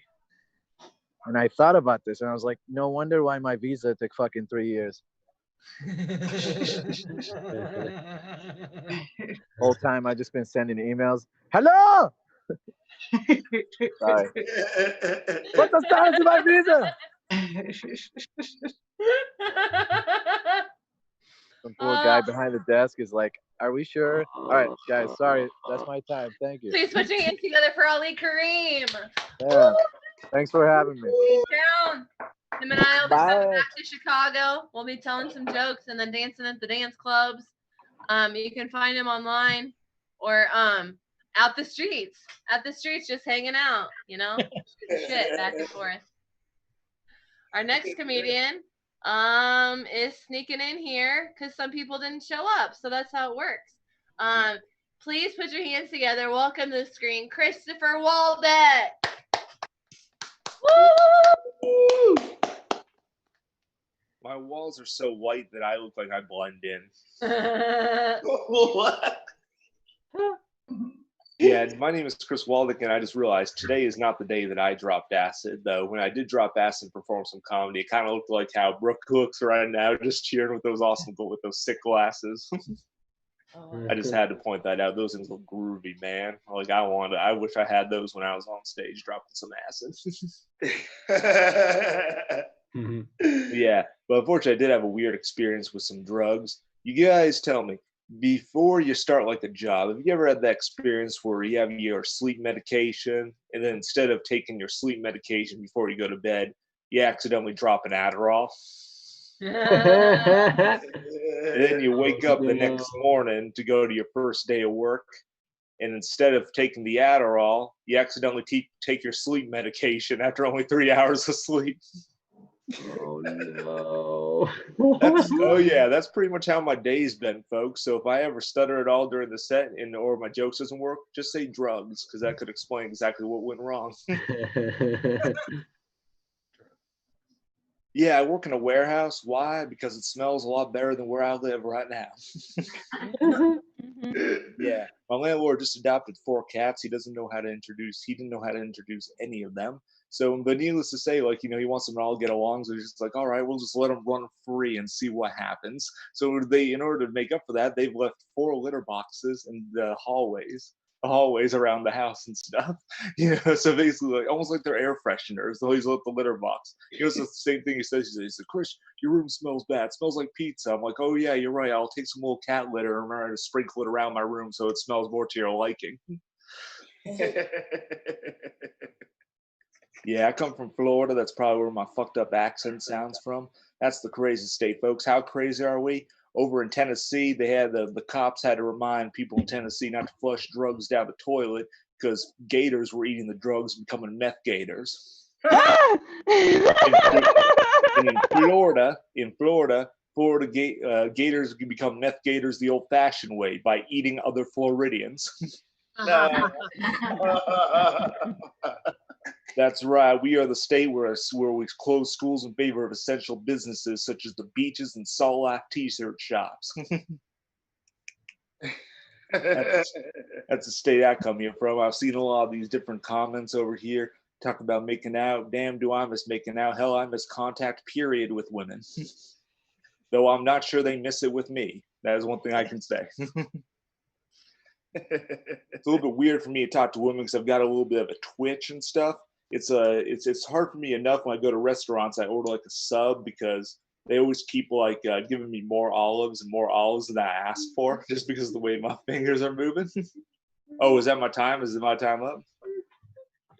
Sorry, and I'm like sharing it on the Facebook because I wasn't even looking either. Like, Please put your hands together one more time for Christopher. Oh, that was it. All right. Now you get 3 minutes. We keep it super tight. This was your very yeah, sorry, my bad. All the performers in Natalie's window, she has a timer, so you can see her timer the whole time. And then if you stay around for the end, we do a bonus round. You get 1 more minute. Oh, okay. Sorry, I did not see that. My apologies. I did not. It's okay. I make mistakes. I know it looks like I probably don't, but I do. Almost sometimes a bunch, like all at once. It can be a lot, but sometimes I space them out. Sometimes they happen in front of people. Sometimes I'm alone. Yeah, it's okay. You are very fun. Thank you. I'm glad you made it. Oh, thank you. Thank you too. Hell yeah. All right, we're gonna move on. We got another comedian from Omaha. One more round of applause for Christopher, though. Thank you. Yay! And just so you know, if you ever come here, you're welcome to come again and again and again and again. Y'all can keep coming. You can come as many times as you want. I'll never say that's too many times. Okay? I feel like I'm speaking pretty clear. Some of you totally get it, and I love it. Mwah, mwah, mwah. All right, our next comedian, fucking hilarious. Omaha can't. Oh gosh, the way that the Omaha comedians support her and cheer her on and love her, and she loves them. I pay everyone. So beautiful. Oh, she's the mama. She's the queen. She's kind of everything. Please put your hands together. Welcome to the screen. Carmela Anderson. What's happening, everybody? Woo! How's everybody doing? First, I want to toast to you, Brooke. Yes. Did you tell them about your open mic? No.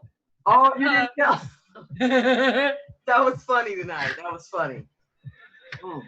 It was. I'm sorry, y'all. Excuse me. Listen, I'm gonna just tell y'all a little bit how my day went today. Wait a minute. I'm gonna go back to Brooke. Brooke, I'm concerned that you have residual nut in your throat. I'm gonna get rid of that. I'm gonna get rid of that. If I come to you and I'll be like, Brooke, why your neck all fat? You're gonna be like, cause I'm pregnant up in my neck. At my job, I have to scan the people when they come in, right? Because we ain't let nobody in. If you ain't got no mask, your bitch ass can't get in. If you got a high fever, your bitch ass can't come in, right? But what I learned from scanning people is, this message is for all the young white folks in the Zoom. I'm just gonna give you some tips. I'm gonna give you some tips. You know, when y'all get older, y'all don't age well. I'm glad to be an old black woman. Actually, I'm 103. Y'all didn't know. Keeping it fresh. When y'all get older, do y'all realize y'all just look like a bag of old pimento loaf or something that just been left out on the cabinet? Here's the key. Refrigeration. You motherfuckers is gonna need refrigeration when y'all get older, because y'all just fucked up. I don't know. Y'all got cheated out of the lovely melanin. Listen, an old bitch like me fell asleep in front of the fan, right? Now, when I was younger, you know, I could do shit like that. It just felt so relaxing. So I made the mistake and fucking fell asleep with my legs all cocked open, you know, like, let this bitch get some air. Let this pussy get free. Woke up the next morning and a bitch couldn't even hardly move. Have you ever had arthritis in your vagina? No. And you can't put icy hot down there. I didn't really like the feeling. It was hot and good for a while, but I just didn't like it. Shit. I really don't. You know what? I'm so spent out. I just want to say I love y'all. Aww. We love you.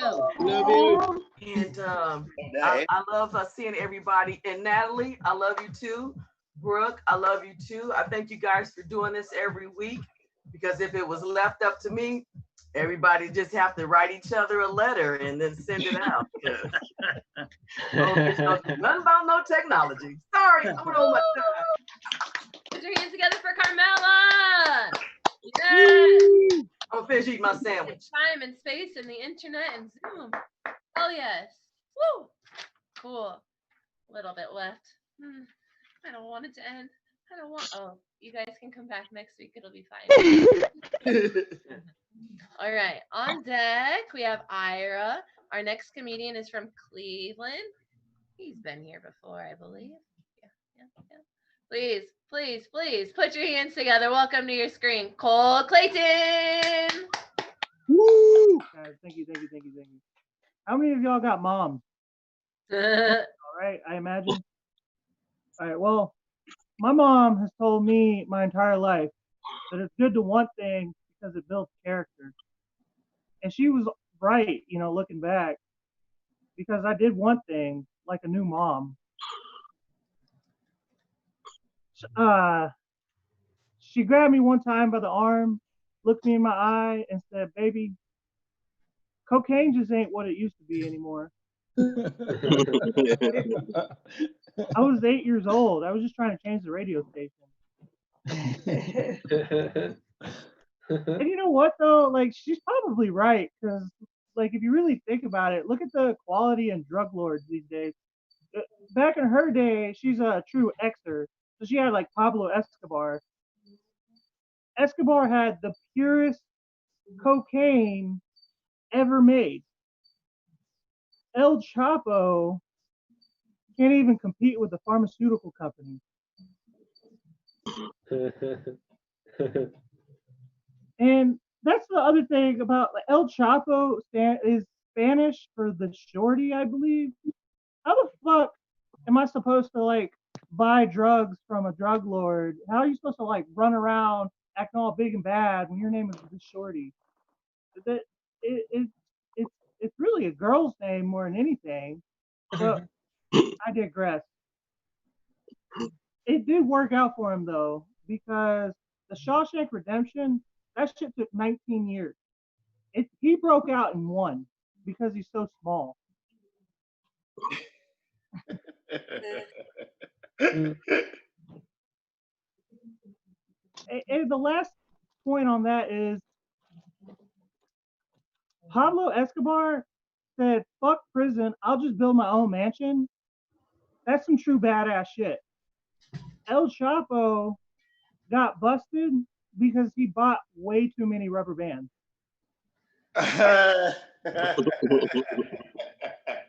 Yeah, you can't, drugs ain't shit nowadays. My mom, though, she's a mean ass bitch. One time she hit me with a mag light, and I was like 22. I was like, I don't even know what the fuck you're trying to do here. Like, that hurt. I had to go return that shit to her ex-boyfriend, who's a cop. I was like, if you don't stop teaching my mom how to do your job, I swear to God, I'm not gonna do shit because you're a cop. You're gonna shoot me, but whatever. Yeah, thank you guys. Thank you, Brooke. Thank you, Nat. Thank you for putting on a great show. Give it up for them. Woo! Yes, Cole Clayton from Cleveland. All those C's. Can't you believe it? Okay, so we've been doing this for over, gosh, an hour and 42 minutes. So let's just move our arms a little bit, you know, move your wrists. I'm going to tell you a little bit about the open mic I did in the live. They had a little box. It was called the speaker. Yeah, but the little box had a little bit of feedback. So what it would do is after I would say the joke, it would say it too. It would say it again. And so like I would say something and then it would say it. And I played with it. It was fun. And then there was one time when I was saying something about, I don't know, you guys heard my set earlier about lady parts. And it's like right in front of this open window. And this lady was walking by and she had a really funny expression on her face when she heard it. It was really fun. Her face. You had to see her expression. She was like,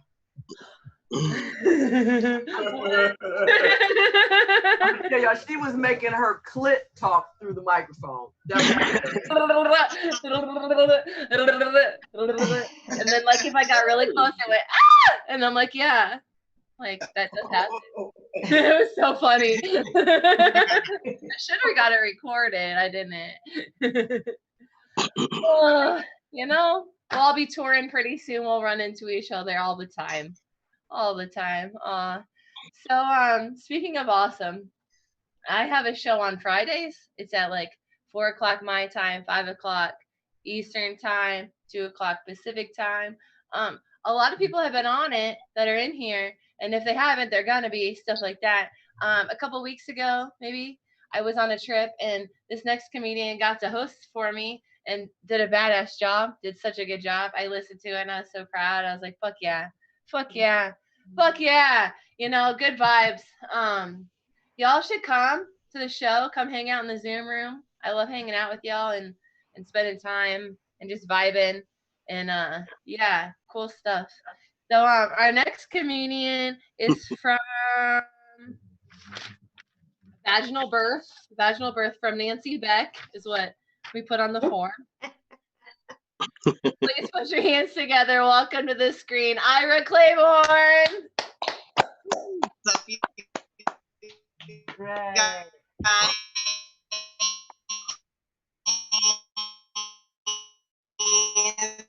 How's everybody doing? Talk about moms. Good.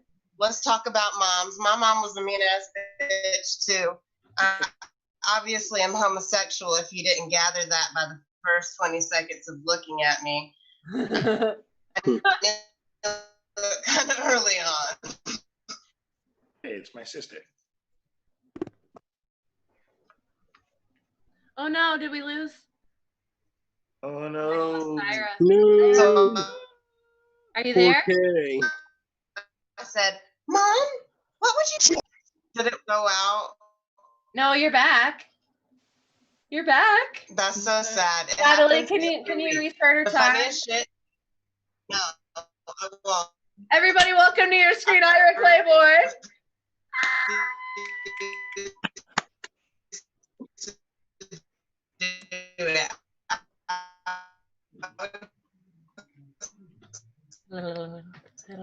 That's what it sounds like. It's what my vibrator sounds like. And feels like. Is this a techno It's remix kind of of your satisfying, song? but also Fuck frustrating. everybody. Hi. It's still freezing. Oh, we don't want it. to know. Spotty. I know that sucks. Can we just play I with have it some for a new little shit. while? As soon as I start something, it's gonna fuck up, right? I bet it is. That's fine. I'm gonna try anyway. Let me put you on gallery view. I'm blushing because of the technological failure already. Can you hear me? I'm Yeah. like so insecure right now. Okay, so I think I'm a homosexual doula. Like, I think what I've realized my purpose, I just quit my job teaching because fuck that right now. Fuck these kids. And I really think my main mission is just like to help questioning people to the side of the queers. Like, we need to amass more population. And I feel like I'm the one for the job. I'm like the Robin Hood for real lesbians. You know? Or like a little lesbian sheepdog. You know what Jesus said about the 99 sheep? Like, you gotta go get that one, man. You gotta go get that one. So we were all talking about body hair. I've got a lot of it, and it's such a great test of like how down to fuck somebody is. Like, because mama looks kind of loca on the bottom, but that hasn't been a problem. So I also have a lesbian mullet, which means that it's straight on top and gay on the bottom, like really gay, much like me. Thank you. I'm trying to grow my hair out so that it will like cover my titties, and I can't figure out if my titties just keep sagging or if my hair stopped growing. I don't really know which it is. Okay, I'm working on it. I'm taking biotin and shit. So I think it's the titties. I should probably do more push-ups. Speaking of hair trends, eyebrows, you know, like they're coming back in right now. Someday, finally now. Oh.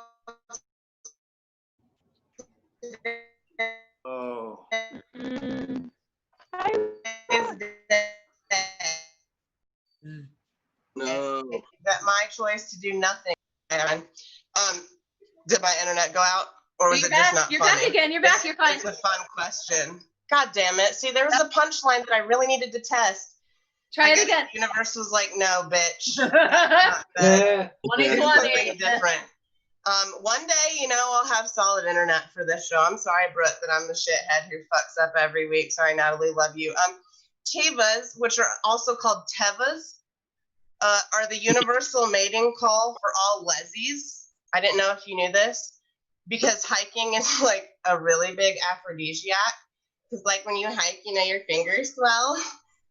It's like the biggest your dick is ever gonna get. You guys get it?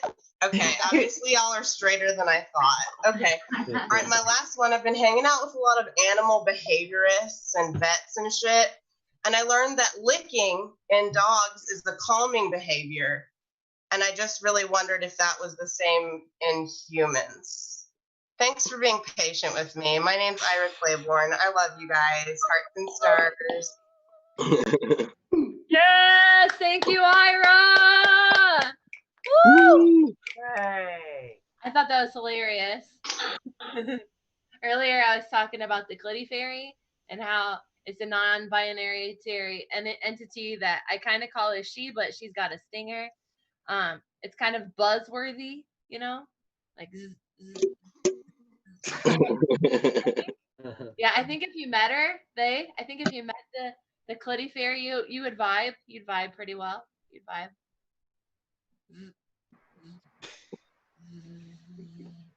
Cool. Anyhow. No, what? When you started talking about your mission, I just leaned back and I was just like, what's your mission? What's your mission? Tell me your mission. Anywho, hi, anyone? Okay, shit, I'm gonna put some words. We got more comedians. Michael James is on deck. Oh gosh, our next comedian, he always talks about how hot it is. It's so hot, and maybe it is. Maybe it is. And you know what? Also, it could be 69 somewhere. So I encourage you just to check your local weather It might put a smile on your face. And if you screenshot it and send it to @BrookeMakesFun, I'll just post it and I'll be like, thanks for the 69. And you'll be like, yeah, I gave her that. It's so fun. Things that Brooke can say and a lot of other people shouldn't. Oh, it's so close to 69 in Ian's Andyland. The 69 fairies can show up. I can feel it. Yeah. All right, please help me welcome to your screen the very, very funny Chino de Leon. Ew. As you can see, I'm on stage at a comedy club.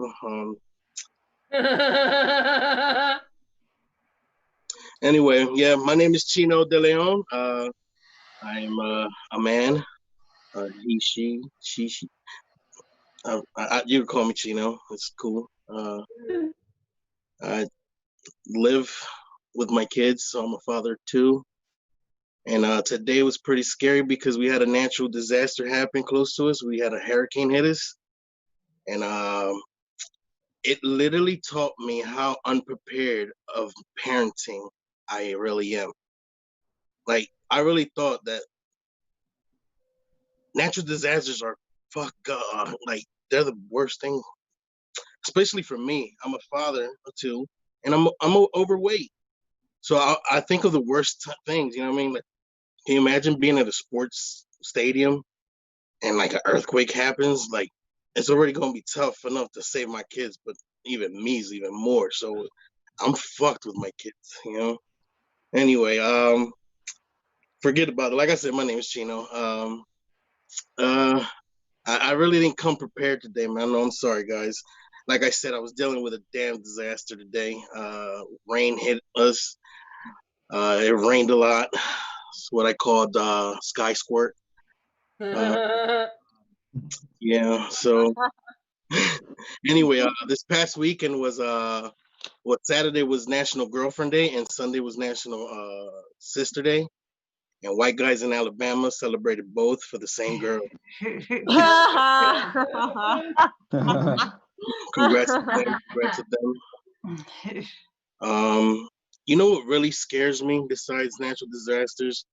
Like, I'm afraid of weird shit. I see the 69. Yeah, on Instagram right now it's 69, so I'm claiming it. I'm putting it all over. I'll just tag you because it's interrupting. Sure.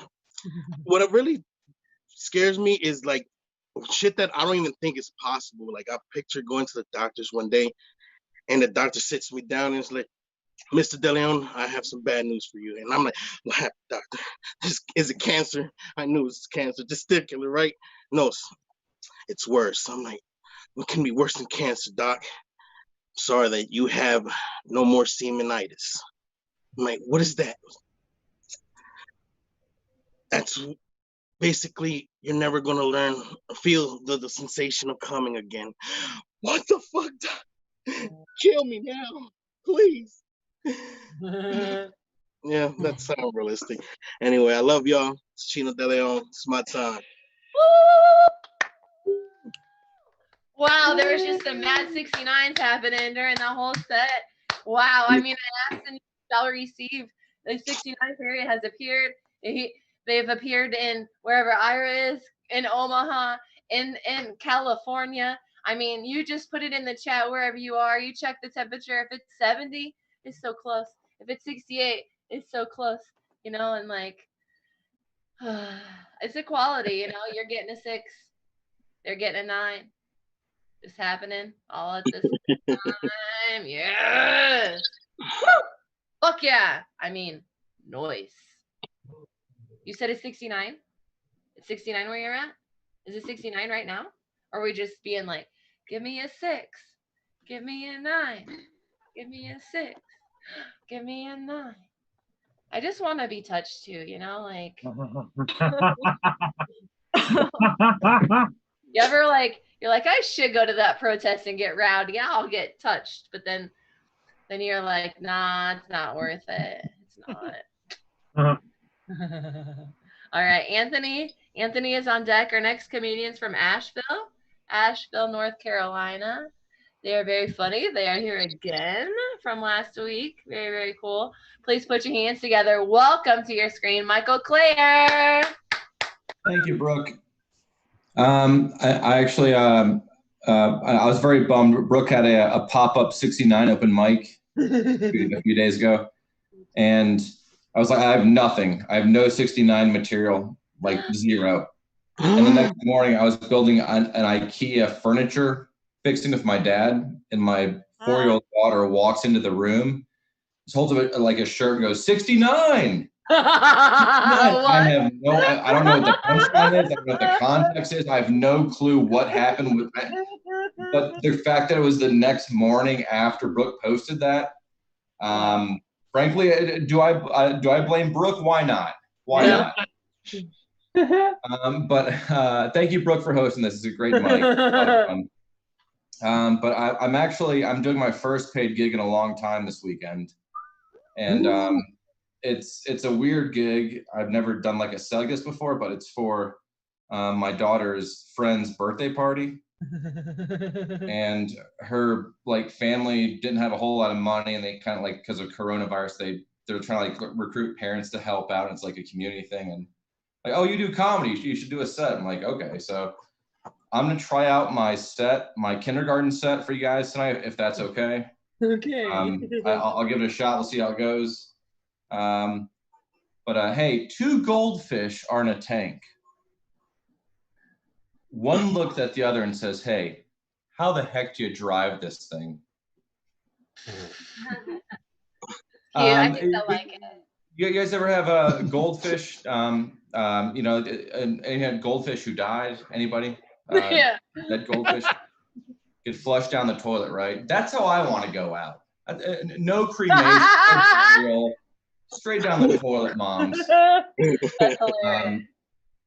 Probably like some other brothers and sisters that I never knew existed. Right, Mom? By the way, give Cindy and Ed a round of applause for having this birthday party, guys. Cake is coming up shortly. How many of you guys are still breastfeeding, huh? How many of us looking down on them booby snacks? Where are my titty feeders at? Specifically, like the 3rd, 4th, 5th generation titty feeders. Like y'all know you're getting like the bottom of the milk, like that blue cheese. So listen, who here pooped their pants recently? Where are my pants poopers at, y'all? Come on. I was with my mom the other day, and like I pooped my pants. I got you, Natalie. Thank you. And she got all pissed off, and it's like, I pooped my pants. It's not like I pooped your pants, Mom.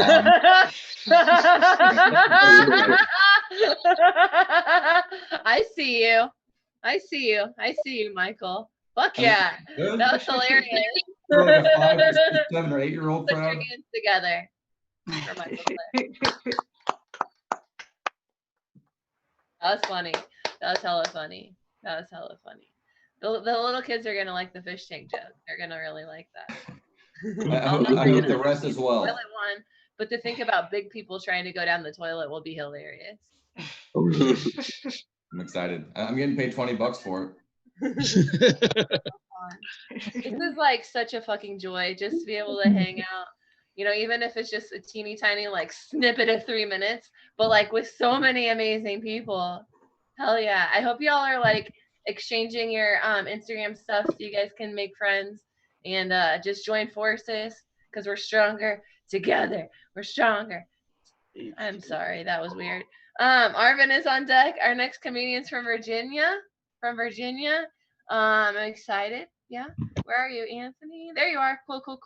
All right, everybody, please put your hands together. Help me welcome to your screen, Anthony Perez. Woo! Appreciate y'all. Oh yeah.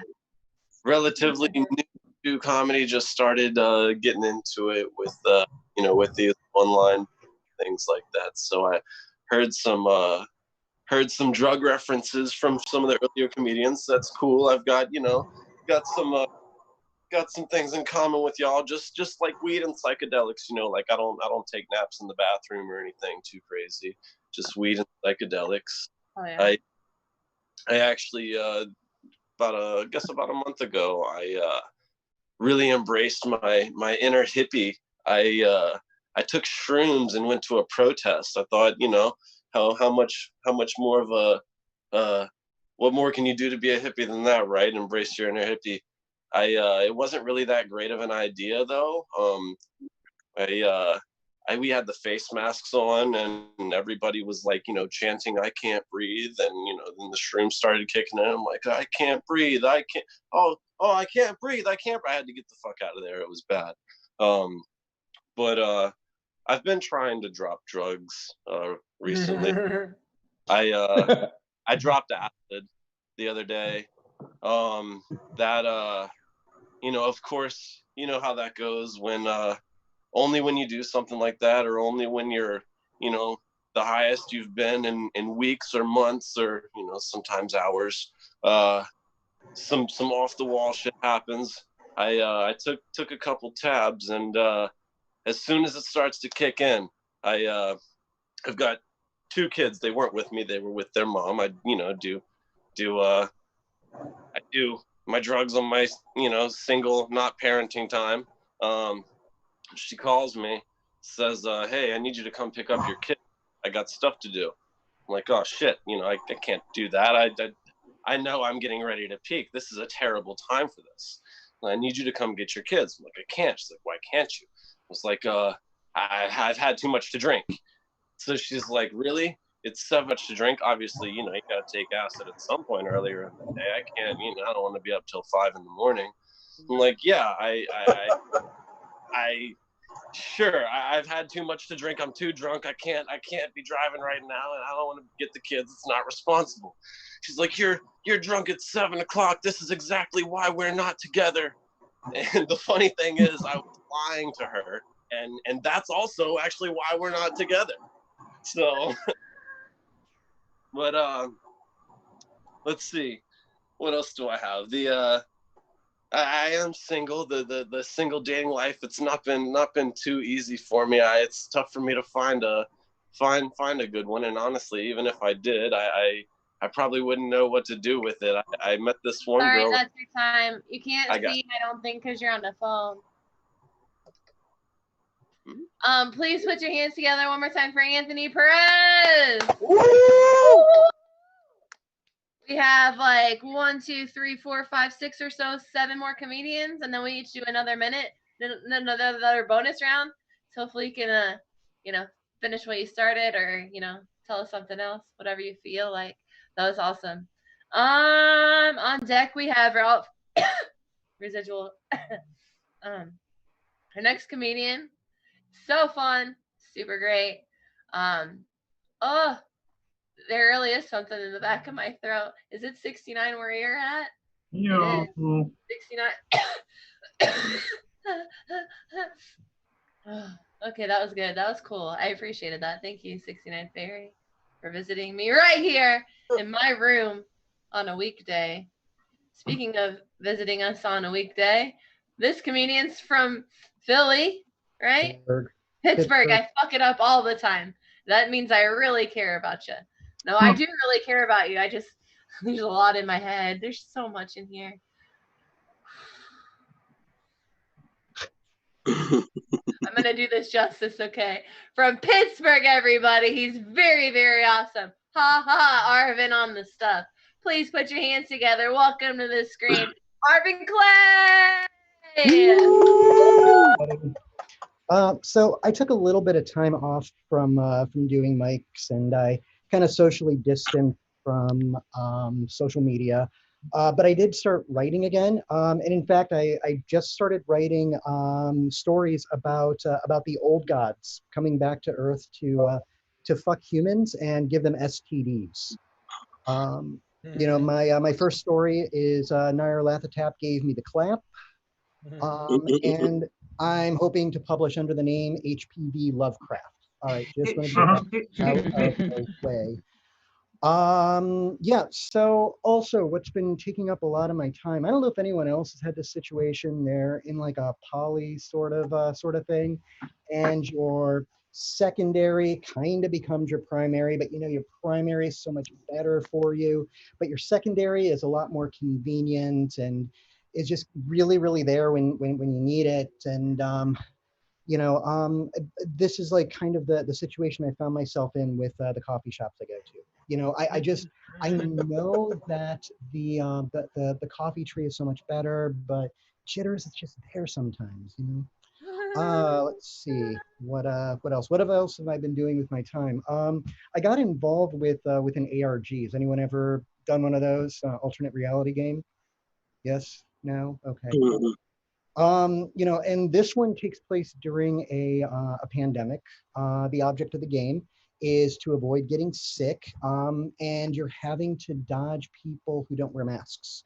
The gameplay right now is really, really fucking realistic. Yeah, it's amazing. I don't really understand anti-maskers. I don't.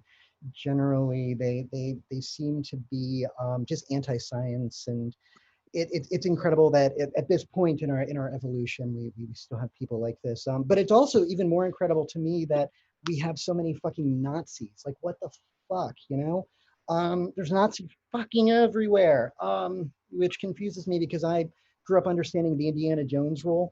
The Indiana Jones rule was when you come across a Nazi, you fucking punch him. Or sleep with them. He was a complex role model.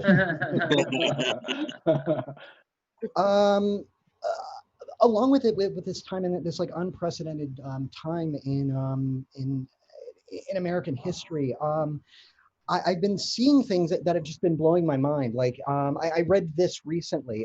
Protesters removed 2 Confederate statues from the Capitol, hanging one from Raleigh Light Post.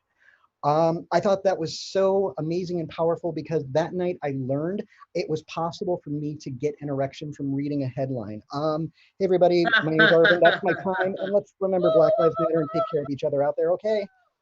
Yes, please put your hands together for Clay. How do you think it got its name? No? Someone was getting head when they were reading it the first time. I think, duh. There's just like a lot of 69ing going on. I'm shouting it out. There's almost right. There's just it's here. Here. So many chills. If you guys look into vortex mathematics, you'll find that there is a lot of magic behind the 9. I'm serious. What? Kind of phenomenal. Like it might blow your mind, for sure. Or your mouth. Or your cock.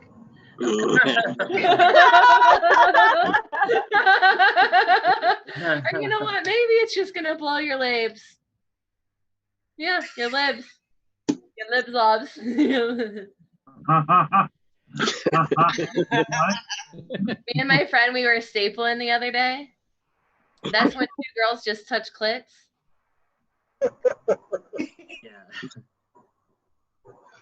Oh, that clickbait. Watch out, watch out. Okay, I'm looking at my list, but I'm getting distracted because I'm like, so funny, so funny, so funny. And we're almost done, which means our speed round is coming, and then we get another taste of everybody, which is fucking fabulous. Okay, on deck is Ummi. Our next comedian is from New York City. Super fun. Saw him last week. Yeah, and maybe the week before. Might need a haircut, but that's cool. Please put your hands together. Welcome to your street. Ralph Anthony. Hey, all right, thank you. Yeah, I do need a haircut. I'm also very high, and I don't know why I always gotta like touch my head. Like I always gotta touch my head now. Now that I'm inside and nobody's around, I'm like constantly just fucking caressing myself because nobody else will touch me. It's great. I swear, it's great. 69. Yay! Love post number 9. Yo, before when you were like, I just want somebody to touch me, the first thing I thought of was like, man, I would love to do Molly and have somebody just touch me. Like that sounds fucking amazing. Just have some random stranger rubbing up on me, not knowing what's going on. Or not. I don't know. Maybe that's just me. All right, 69. Yeah. I'm the product of divorced parents, and which isn't really that special. But when I was younger, listen, I'm an '80s baby. Back in the '80s, parents didn't get divorced. It wasn't as common as it is now. Like now, you're not cool unless your parents are divorced. Like that's how that goes. It's wild. So like I was the first kid in my group of friends whose parents got divorced. I was one of the few kids in my school whose parents were divorced. So like I was basically, listen, I was basically like the Lewis and Clark of parents, of divorced parents. It's great to be, to plant that flag. People didn't know how to approach me though about it. They would always ask me questions like, "Are you okay? Is everything all right? How do you feel about your family being broken up?" I'm like, I feel fine about it. Have you seen my parents? They fight all the time. They need to be in timeout. This is what happens. This is why we can't have nice things in my house. It was wild. Of course I'd be happy. I might be losing one parent, but I'm also gaining 3 fucking holidays, like and a birthday. How awesome is that? I gained an extra Thanksgiving, an extra Christmas, an extra Easter.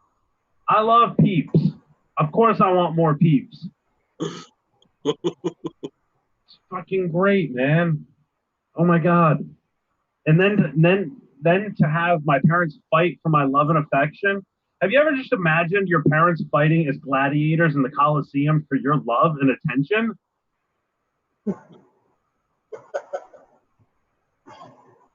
I thought it was pretty special. I thought it was pretty fucking special. My mom, she married the dude that she cheated on my dad with, and he was a Jew. So not only did I gain 3 holidays, but I also got a Hanukkah. So there's 8 fucking days extra. All right, you guys are great. Thank you. Woo! Please put your hands together one more time for Ralph Anthony. Yay! So you learn new stuff every day. I might actually came across that word earlier today, and I didn't take the liberty to research it, but thank you for telling me that there was already a word, because today at the bar, when I said my joke, the staple joke, they loved it, and they said, I didn't know what that was called, and I said, yeah, I just made it up. Apparently there was already a word for it. I like mine. I was like, what's kind of like scissor? What's another tool that you would use in a classroom? It was that or a protractor. That sounds like something I could do to a girl. I could protractor. Oh, wow. Okay, I have not gotten out in a while. On deck is Protractor, I barely know her. What? Protractor, I barely know her. Yeah, the other day I was super deep in thought.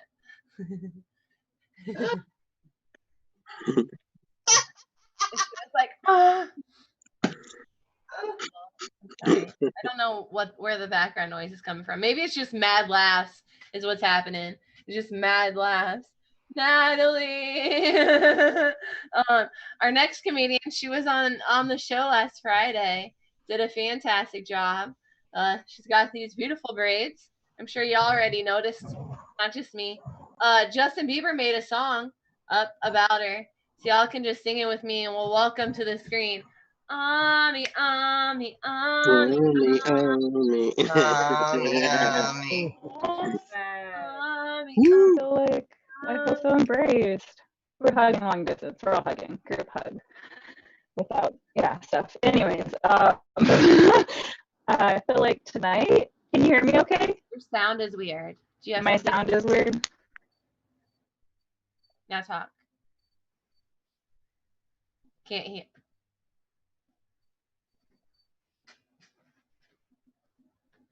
Now we can. But it's like real scratchy. It's kind of like Ira when it was all rough at the beginning, but then it was so sweet and nice in the middle, and then it got rough again. Is it better now? Yeah. Thank you so much. Sorry about that. Start her over, please, miss. Thank you. Thank you, Natalie. Thank you, Brooke. Oh yeah. Woo! Give it up for Ami.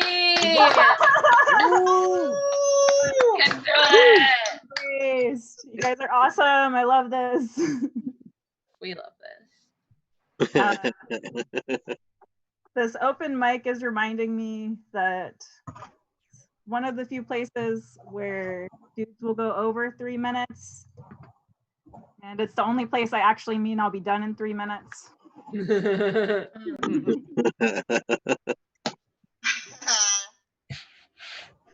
Speaking of sex, ask not what your sex can do for you, but what you can do for your sex.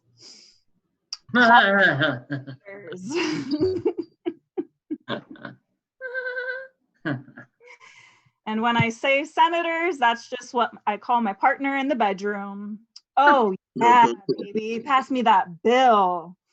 Wrong bill, wrong bill. What? So I sat down to the poll today. I didn't get tipped, but I am grateful I get to vote.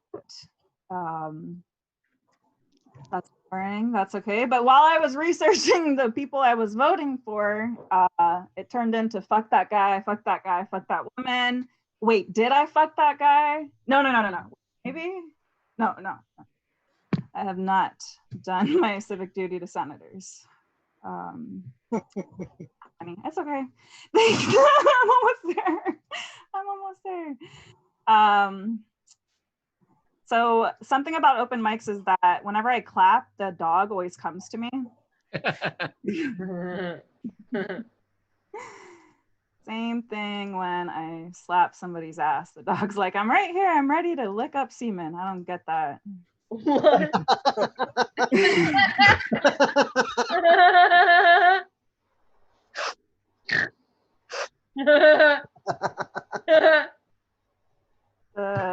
The dog has grown on me. I actually was raised in the Hare Krishna temple, and dogs are dirty. So we were never supposed to have pets. So I kind of viewed pets as dirty. I'm like a vegetarian who used to hate pets, which is weird. And now I like the dog. He gives hugs, which is cool. I don't like that he sheds. Finding dog hair in my pubes. Never gonna make sense to me. Is that it? No. I'm like looking for another 5 seconds. You guys have been great. I'll see you next time. I'm Ami. Put your hands together for Ami.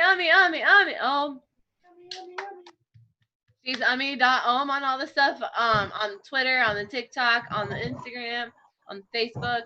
However you want to follow her, you can follow her as closely as you desire, probably. Weird way to put it, Brooke. That's okay. They're still your friends anyways. It's cool. Oh, when she said see you later, what she meant to say is in like 3 more comics, we're going to do a speed round, and then you get to see more again, like real soon. So don't worry about a thing. Because every little thing is going to be all right. I think, don't you worry. Woo! Rose-colored glasses. About a thing. Every little thing's gonna get us stressed out, but we're gonna be okay. Whoa. On deck is Byron. Our next comedian is from the Chicago area. Has been helping me out. Oh, fuck that. No way. He's driving. I'm driving. Coming back 2 spots. I'll be parked. I know. I see you. He's not gonna do a set now. He'll be doing a set soon. On deck is Annalise. Our next comedian is from Raleigh, North Carolina. Came here last week, made us laugh, decided, let's do it again. And I think it was because of the BJ. We really liked the initials. Cool? Oh, gosh. Please put your hands together. Welcome to the screen, Byron Johnson. Hello, everyone. I hope you all are well. They say that it's very important to make a really good first impression. So I think before my next job interview, I'm gonna get the word trustworthy tattooed above my left eye. That way, when they're going through the deliberation process, the branding will affect them when they say, who should we definitely not hire? And they say, probably the guy with the tattoo on his face. But he was pretty trustworthy. So maybe they'll think about that. I think that Sweet Caroline is the white wobble. Can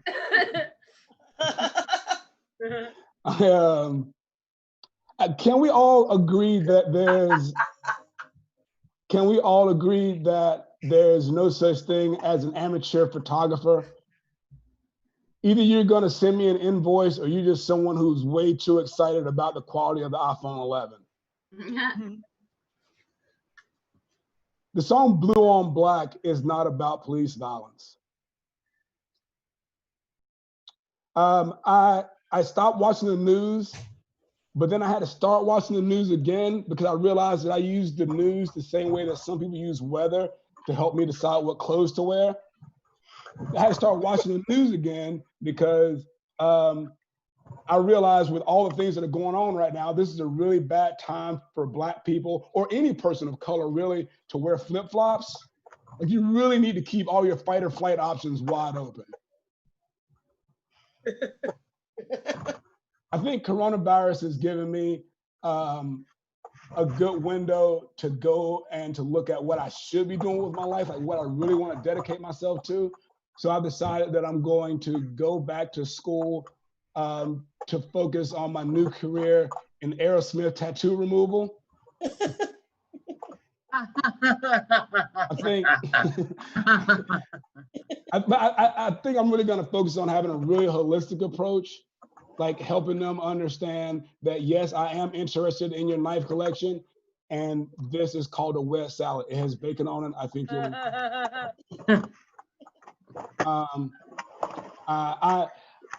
I think a lot of people are upset with a lot of groups right now, but I think that all comes from the top. I think the president has set a really bad precedence for everyone. At this point, though, I don't know what groups the president could be upset with. Okay, thank you so much, Brooke, for putting this together. Y'all guys have a good night. Fuck yeah. Yeah. Please put your hands together one more time for Byron Johnson. Right. Thank you. Yay. We got one more, and then we get a little taste, little group action. You know, as close that you're gonna get. And what's neat, because if you did this in real life, people would have to get up and down and move the mic. So this is even cooler. Ha! Did you hear that? I said this is even cooler. They say it's weird. So what? We're all weird. Ha! Okay. Our last comedian, our headliner, she's from Omaha. She wears the same size shoes as me. She is an intern and takes the same improv classes at the same theater that is called the Backline. That's how y'all are here, kind of, sort of, in the same cool sense of space and time and shit. Please put your hands together. Welcome to your screen, Annalise Wright. Woo woo! Thank you, Brooke. Thank you so much. So lately, I've been vibing with sex positivity, more like vibrating, but it's a difference. So, you know, sex is a bodily function we should all celebrate because it's awesome. But people let weird shit get in the way of that. Some people are like, you should have a pre-fucking ceremony. Like, it's a bodily function. What other bodily function do you have to have a ceremony before you do it? Like, do I need to say a Jesus prayer before I shit in the toilet? Like, is that something we do now? Also, the ceremony, like, requires you to promise that you only do sex with one other person. Can you imagine, like, promising to only do something fun with one other person, like anything else? Like, hey, your regular masseuse is gone and you want a massage. Well, too bad, he's gone. You could only have a massage with that one masseuse. But anyway, let's talk about sex, baby. Okay. Anyway, I've never been into porn because I haven't found any that appeals to me. I like Shakespeare because it's super hot. Shakespeare actually talks about oral sex, but it's like, but nobody does like Shakespeare porn. It's probably because nobody wants to think about their porn. Like, I could just see dudes like looking at the screen like this when somebody says, like, when a lady says, "Doth thine goldenrod fitteth in my lady flower." They're gonna be fucking confused. Anyway, let's see what I got on time. I actually have another minute. Okay. So I have been watching too many Facebook videos, including a woman who was doing pole dancing for Jesus at a church. And I'm like, I wonder what they teach at that church. I really want to know. Like, do they teach that the Holy Trinity is the ultimate threesome? Do they teach that the burning bush is actually herpes? Or do they teach that the crucifixion was actually supposed to be some light bondage, but Jesus forgot the safe word? Yeah. Yeah. Okay. Thank you guys so much. You've been fun. That's all for me. You've been fun. I love you, Brad. Keep it going for Anna Lee. Woo! Last time she wrote a rap for me. It was really, really cool. Annalise, you're really cool. People were laughing a lot at you. Did you see that? Good job. Good job. Good job. Guys. Hell yeah. Hell yeah. You got fans. You got fans in the room. Yeah, it's true. All right. Everybody put your hands together for yourselves. Fantastic job. Yeah. Just like on a hot day, you want to dip one more time in that pool before it's time to go home, right? So let's get a little bit more wet, okay? Okay. You don't know when? It might be you now. No, my hands are down. It might be you now. They're still down.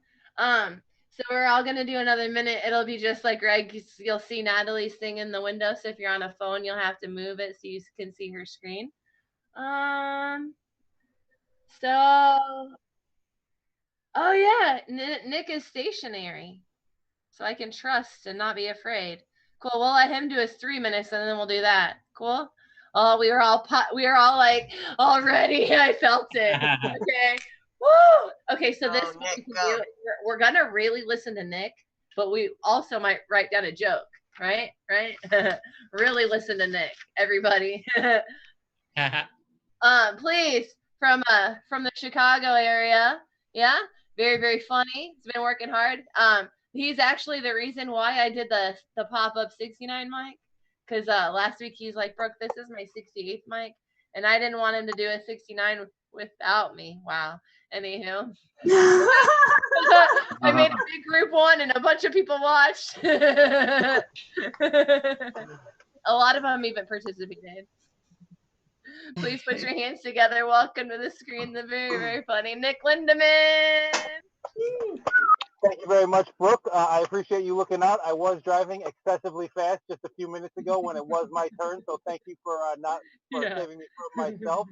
The reason I was late is because I had a audition open mic tonight, and I fucking killed it and got invited to the big room in September. So I am in a fantastic mood to share with you guys today.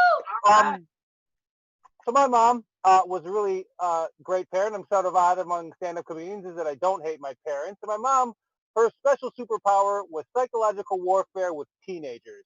I never got away with anything. She was always a step ahead. She always, knew what was coming because I realized she was kind of a maniac when she was a teenager also. So she had already done all that shit. So one day, about midway through junior year, she stops me in the hallway. She says, "Hey, Nick, new rule. You don't have sex in my room. I won't have sex in yours." I'm gonna go to my room and rinse my mouth out with vomit and give some serious thought to joining a monastery, but it was genius. It worked like a charm. Not only did I never have sex in her room, I never went in that room again. I certainly never let any of my shithead friends go in there. I could be doing a keg stand in the detached garage and someone would lightly brush their back of their palm against the door jamb. Like, hey, what are you doing?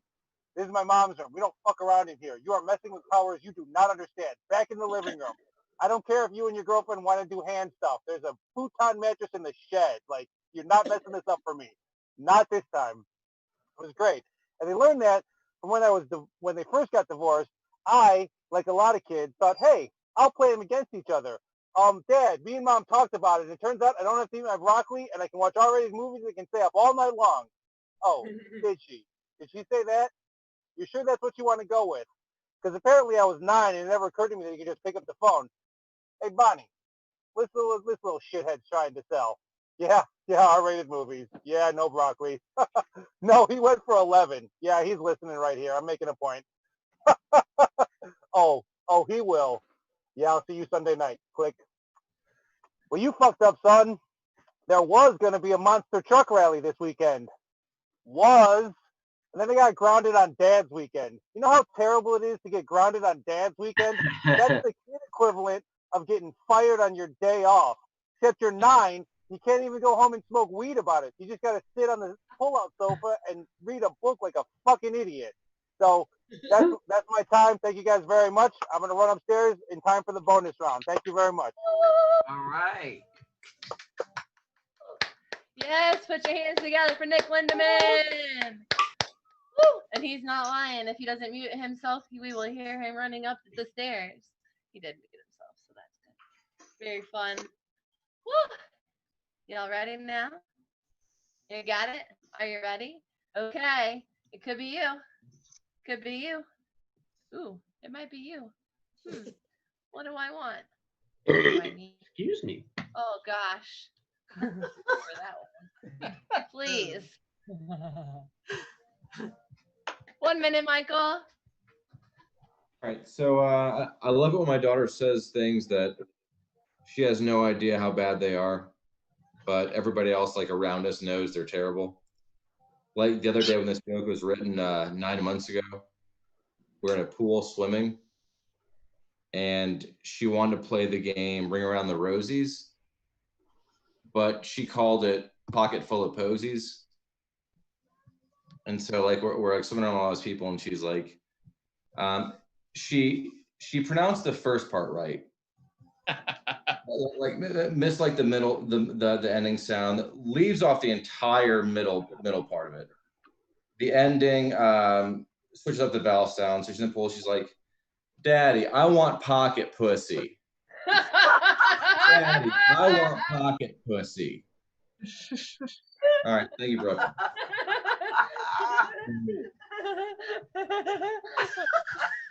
Okay, I'm just gonna. I just needed to laugh because wow. Just the word pocket pussy make you laugh. Fine, I'll take it. Okay, so here's the thing about my new bit, you know, like it's a lot about the clit, you know, and some people are like, gosh, that's a lot, and I'm like, fucking like, it needs some attention, you know. It just needs more attention than it's getting. So I think I'm gonna drag it out, you know. I'm just gonna. I'll run that next time I'm with my daughter. Yeah, I just want some pocket pussy, is what I'm saying. Uh-huh. I kind of call it like when you're going for a walk, you know, and you see a flower, you know, you want to look at the flower and smell the flower with its permission, of course. Uh-huh. But then other people are like, you need to keep it tight. You need to keep it tight. But I'm like, oh, it's so fun when you can just take your time, you know? Oh, shit. Hey, people were talking a lot about drugs, specifically hallucinogens, and I just wanted to share like one of my my favorite acid stories. So, I had dropped like 6 tabs, and I was sitting in my bedroom, and I was listening to music, and this song came on, and I was like, oh my god, this is incredible. How have I never heard this mix before? Wait a minute, I've had this CD for so damn long, and I never noticed as the time changes were really, really interesting. My God, it was moving in a way I didn't understand. And my roommate comes and knocks on the door, and he says, hey, Arvin, do you think you could switch that song? It's been skipping for the last 30 minutes. Also, I used to get really, really pissed off at anti-maskers, and I found a new way to deal with them. I just walk by and cough. Freaks them the fuck out. I'm going to take it to another level. I'm going to start popping blood capsules. I'm going to cough blood into my hands, and why I'm not wearing a mask. I'm just going to say, well, you aren't either, and it doesn't matter. Okay, thanks. Bye. Oh my God, I gotta do something. Don't look. Don't look. I'll fix it. I'll fix it. Are you what are you doing? Got a little motion sick. All right. They're Pokeballs. Okay. Yeah. That's what Okay. it's called. Yes. Oh yeah. Yes. That's right. Says Houdini in the background. I love it. Looking lady with snake. Get it. You're good Yes. with the ball. You're good with your ball. Yes. You're good with Oh the my ball. God. You're good with the ball. Oh my God. Work it. If you go on tour with me, will you just like open and play with balls for a while and like? Sure. I'd love to. Don't drop the balls. She said they're pokey. We Oh, all want to Gotta catch him. Gotta catch him all Pokemon. Thank you. Ralph. Oh shit. Oh. He was doing something dirty. Wow. Yeah. Okay. Cool. Wipe your hands. All right. Let's see. I think we got to look at the throughout this whole pandemic. Everybody is very, very negative. You know, I think you have to look at the bright side of all of this. If schools don't come back in September, this will be the longest stretch in educational history where a teacher hasn't touched a child. Wow. Yeah, wow. See, like, that's the thing that gets me, though, because, like, back in the day, the cool teacher was the one who would let out class early. Like, hey, kids, here's 5 minutes. That's your time. Enjoy. Now the cool teacher is the one who will give you detention, but then blow you after school. It was one time, damn it. It was one time. All right, you guys are great. Thank you.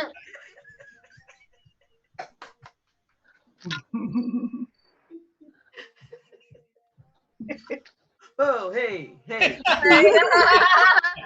Hey, Brooke, have you ever had a bad 69 story? Oh, I'm sure. Yeah, well, let me tell you. First of all, pocket pussy. I'm still laughing off of pocket pussy. Just makes me giggle. But you got to be careful when you get older because things change. Like, you know, when you trying to do the 69, and then when y'all get older, y'all balls just like, you know, just expand and could suffocate. The other person could suffocate. And then ladies, you gotta watch because your lips get all long. That's strangulation. You want to be up on charges for strangulation? You strangle somebody in 69? I don't think so. I don't think so. That's it. I'm done. That's me. All right. I'll give you guys a really quick window, I guess, into my childhood. There's a saying that my mom would say whenever we would say something as an imperative, like we have to do something. My mom would say, the only thing you have to do is be Black and die. I remember once we were talking to my uncle on the phone. He lives in Chicago, and he's kind of like the bad boy of the family. And he was talking to my mom. He says, "You gotta let the boy come and visit me in Chicago. We're gonna have so much fun. I can take him out. We go gambling. We can go to the horse tracks. It'll be a lot of fun." My mom's like, "Absolutely not. You cannot go to Chicago." And I said, "Mom, I gotta go to Chicago. You just gotta let me go. You gotta." And she said, "The only thing you gotta do is be Black and die." And I said, "Mom, what do you think happens in Chicago?" Thanks, guys.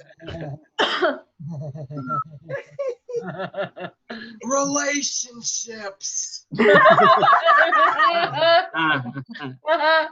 They offer security, comfort, guaranteed attention, monotony. I meant monogamy. Hold up.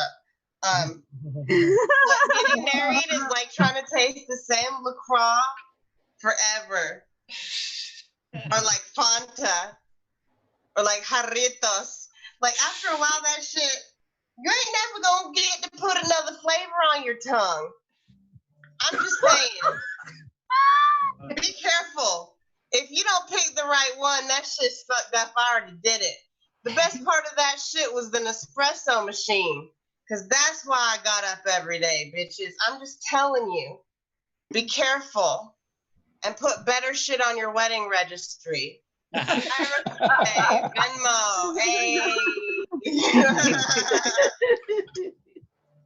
Whoever in the group chat corrected me about Jesus not being white, I was only making fun of white Jesus. I would never make fun of black Jesus. Don't you dare! But on that note, my goal in life is to have sex with a nun because they're married to Jesus. And Jesus is, according to their theology, everywhere. So while you're having sex with a nun, you're actually cucking the Son of God. And that's just something on my bucket list that I'd like to try. I don't know. Maybe that's a weird flex, but that's all I got. I love you all. Carmela and Brooke and all of you. Hey, how you doing, baby? Hey. So now I feel like if you want to break a child's heart, instead of telling them there's no Santa Claus, tell them Alexander Hamilton was white. We need to stop judging each other. When are we going to stop calling eating disorders disorders and just call them diets that work? Jeff Bezos is so stingy with his $184 billion, he makes the Ferengi look like democratic socialists. I recently stopped taking the birth control pill and my husband started telling dad jokes. It's like, how do you talk to an amoeba? On his cell phone.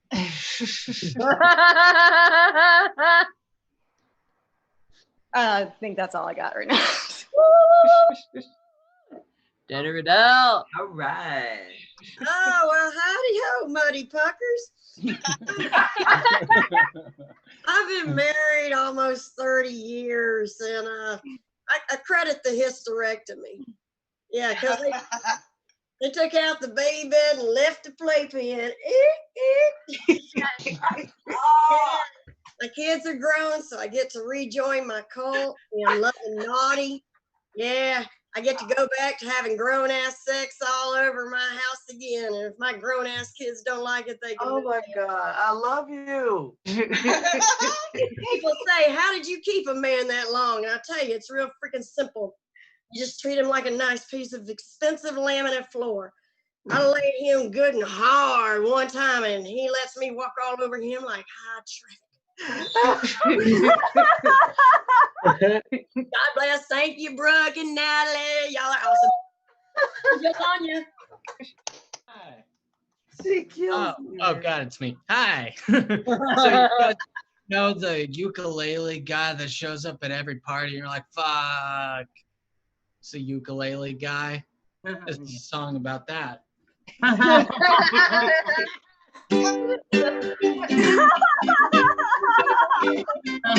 Oh no! Run away! It's a ukulele man at the party. He's gonna play Everlong. Gonna play Wonderwall. He's gonna steal your girl. Then pop some Adderall. Oh no, run away, there they go. All right, all right.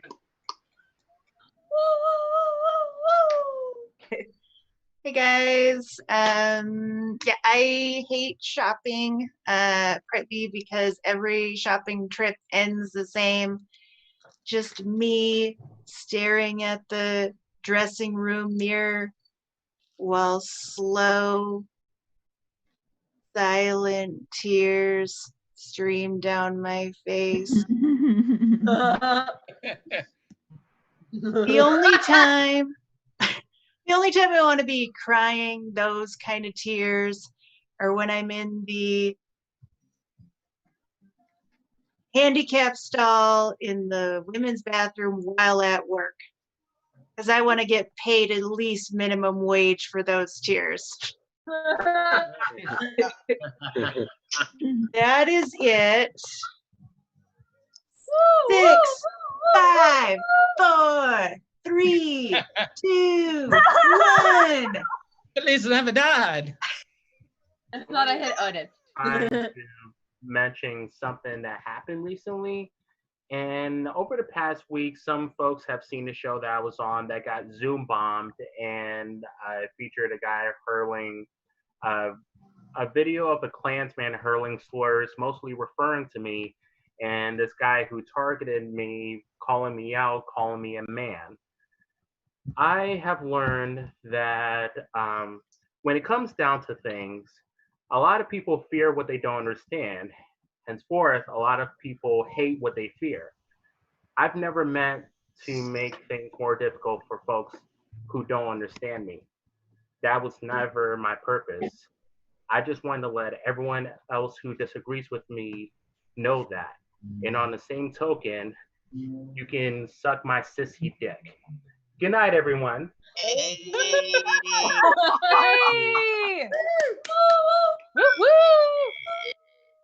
Oh, wow. Okay. Oh, wrong notes. Okay. There we go. So, I don't know if you can tell by my baby face, but I'm actually a week older than Mark Zuckerberg. Oh. Yeah. When I found that out 10 years ago, I was so upset because it's like I have this whole week of life experience, and yet he has so much in his life and I have so little.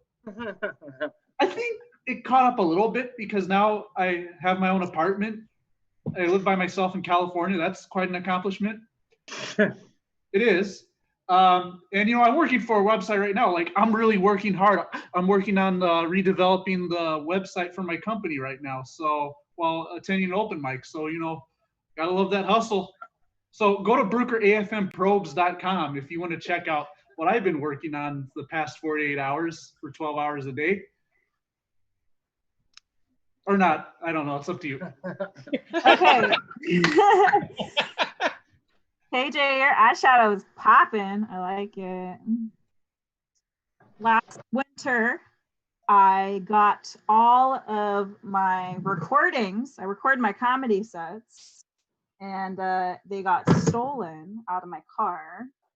And the worst part of it was that I had to go, I wasn't at my place. I live in a low income area, and my partner's family lives in a medium income area, which, what's the fucking difference? I went over to his family and I was like, hey, you know, they stole out of my car. Somebody burglarized my car. And he was like, what? In our neighborhood, they do that? And I was like, yeah, people steal all across. Class equality. And they stole the phone, but they left the books because the books suck. So there's always a good one. You guys are awesome. Hey, so you ever stare at someone so hard through Zoom, like you can taste the sex? No, I totally didn't do that. I totally didn't do that from about 7:30 to 7:55 tonight, and he totally wasn't pretty.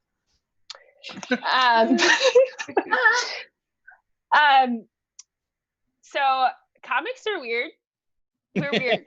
Definitely, because we want weird shit to happen to people we know and love, so we can talk about it on Zoom open mics, on stage, and maybe on our own Comedy Central special someday.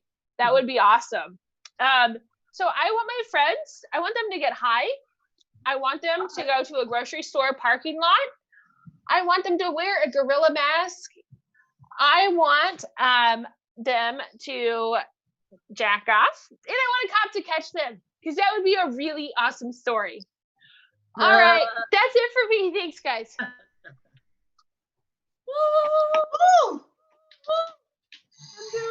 doing it. So I've got a wedding to go to this Friday. It's rescheduled from April. My cousin's getting married, and I love weddings. They're always such a great time. I do always feel just a little bit guilty enjoying myself so much at a wedding, knowing that some poor bastard's got to be stuck in a marriage afterwards. But hey, that was his decision, not mine. And to listen to my bits, you think, hey, Nick, why are you so down on marriage? It's like, well, I'll tell you. Marriage is kind of a funny institution because it can only end one of two ways, and the funeral is what you call the success. No, thank you. So that's all I want to talk about. And Brooke, just for the record, to let you know, you are also my 68th and my 70th. So thank you very much. Give it up for Brooke. Everyone have a great night. Wow. I kind of want to take that 8 minutes or 8 seconds for myself, but we got one more. We got one more. Pussy. Pussy pocket. I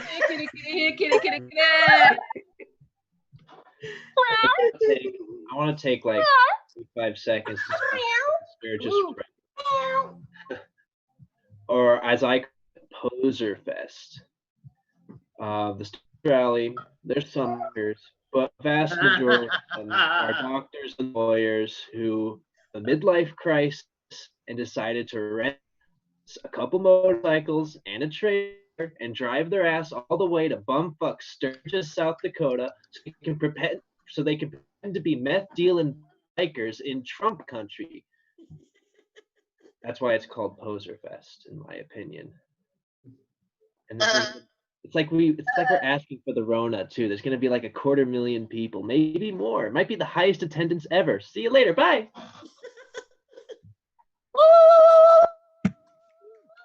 Yay! Go yourself! You're all amazing. I don't want it to end, and I was trying to see Natalie if she wanted to do one more speed round, and she's probably going to say no. It's already too late. Like, I'm out of here. I'm out. Out of here. Okay. Thank you, Natalie. Thank you, everyone who watched. Thank you, everyone. This is a very fun show. Y'all are full of life and full of talent and full of joy. Thank you for sharing the little teeny bit, but I felt you. I felt your heart. I felt your soul. I felt your joy. I see you. I think that you're fantastic. And just because you have not been seen doesn't mean that you aren't incredible and amazing and sufficient and real and enough. And I'm just glad that you're alive and that you're here. And if you don't believe me, it's okay. But it is true. I'm glad that you're here. Thank you. Thank you so much. We do this every week, and there's an Anarchy Mic on Fridays, and then a Contagious Show on Fridays, and sometimes there's Pop-Up 69. Mwah. Love you. Good night, everybody. Have a good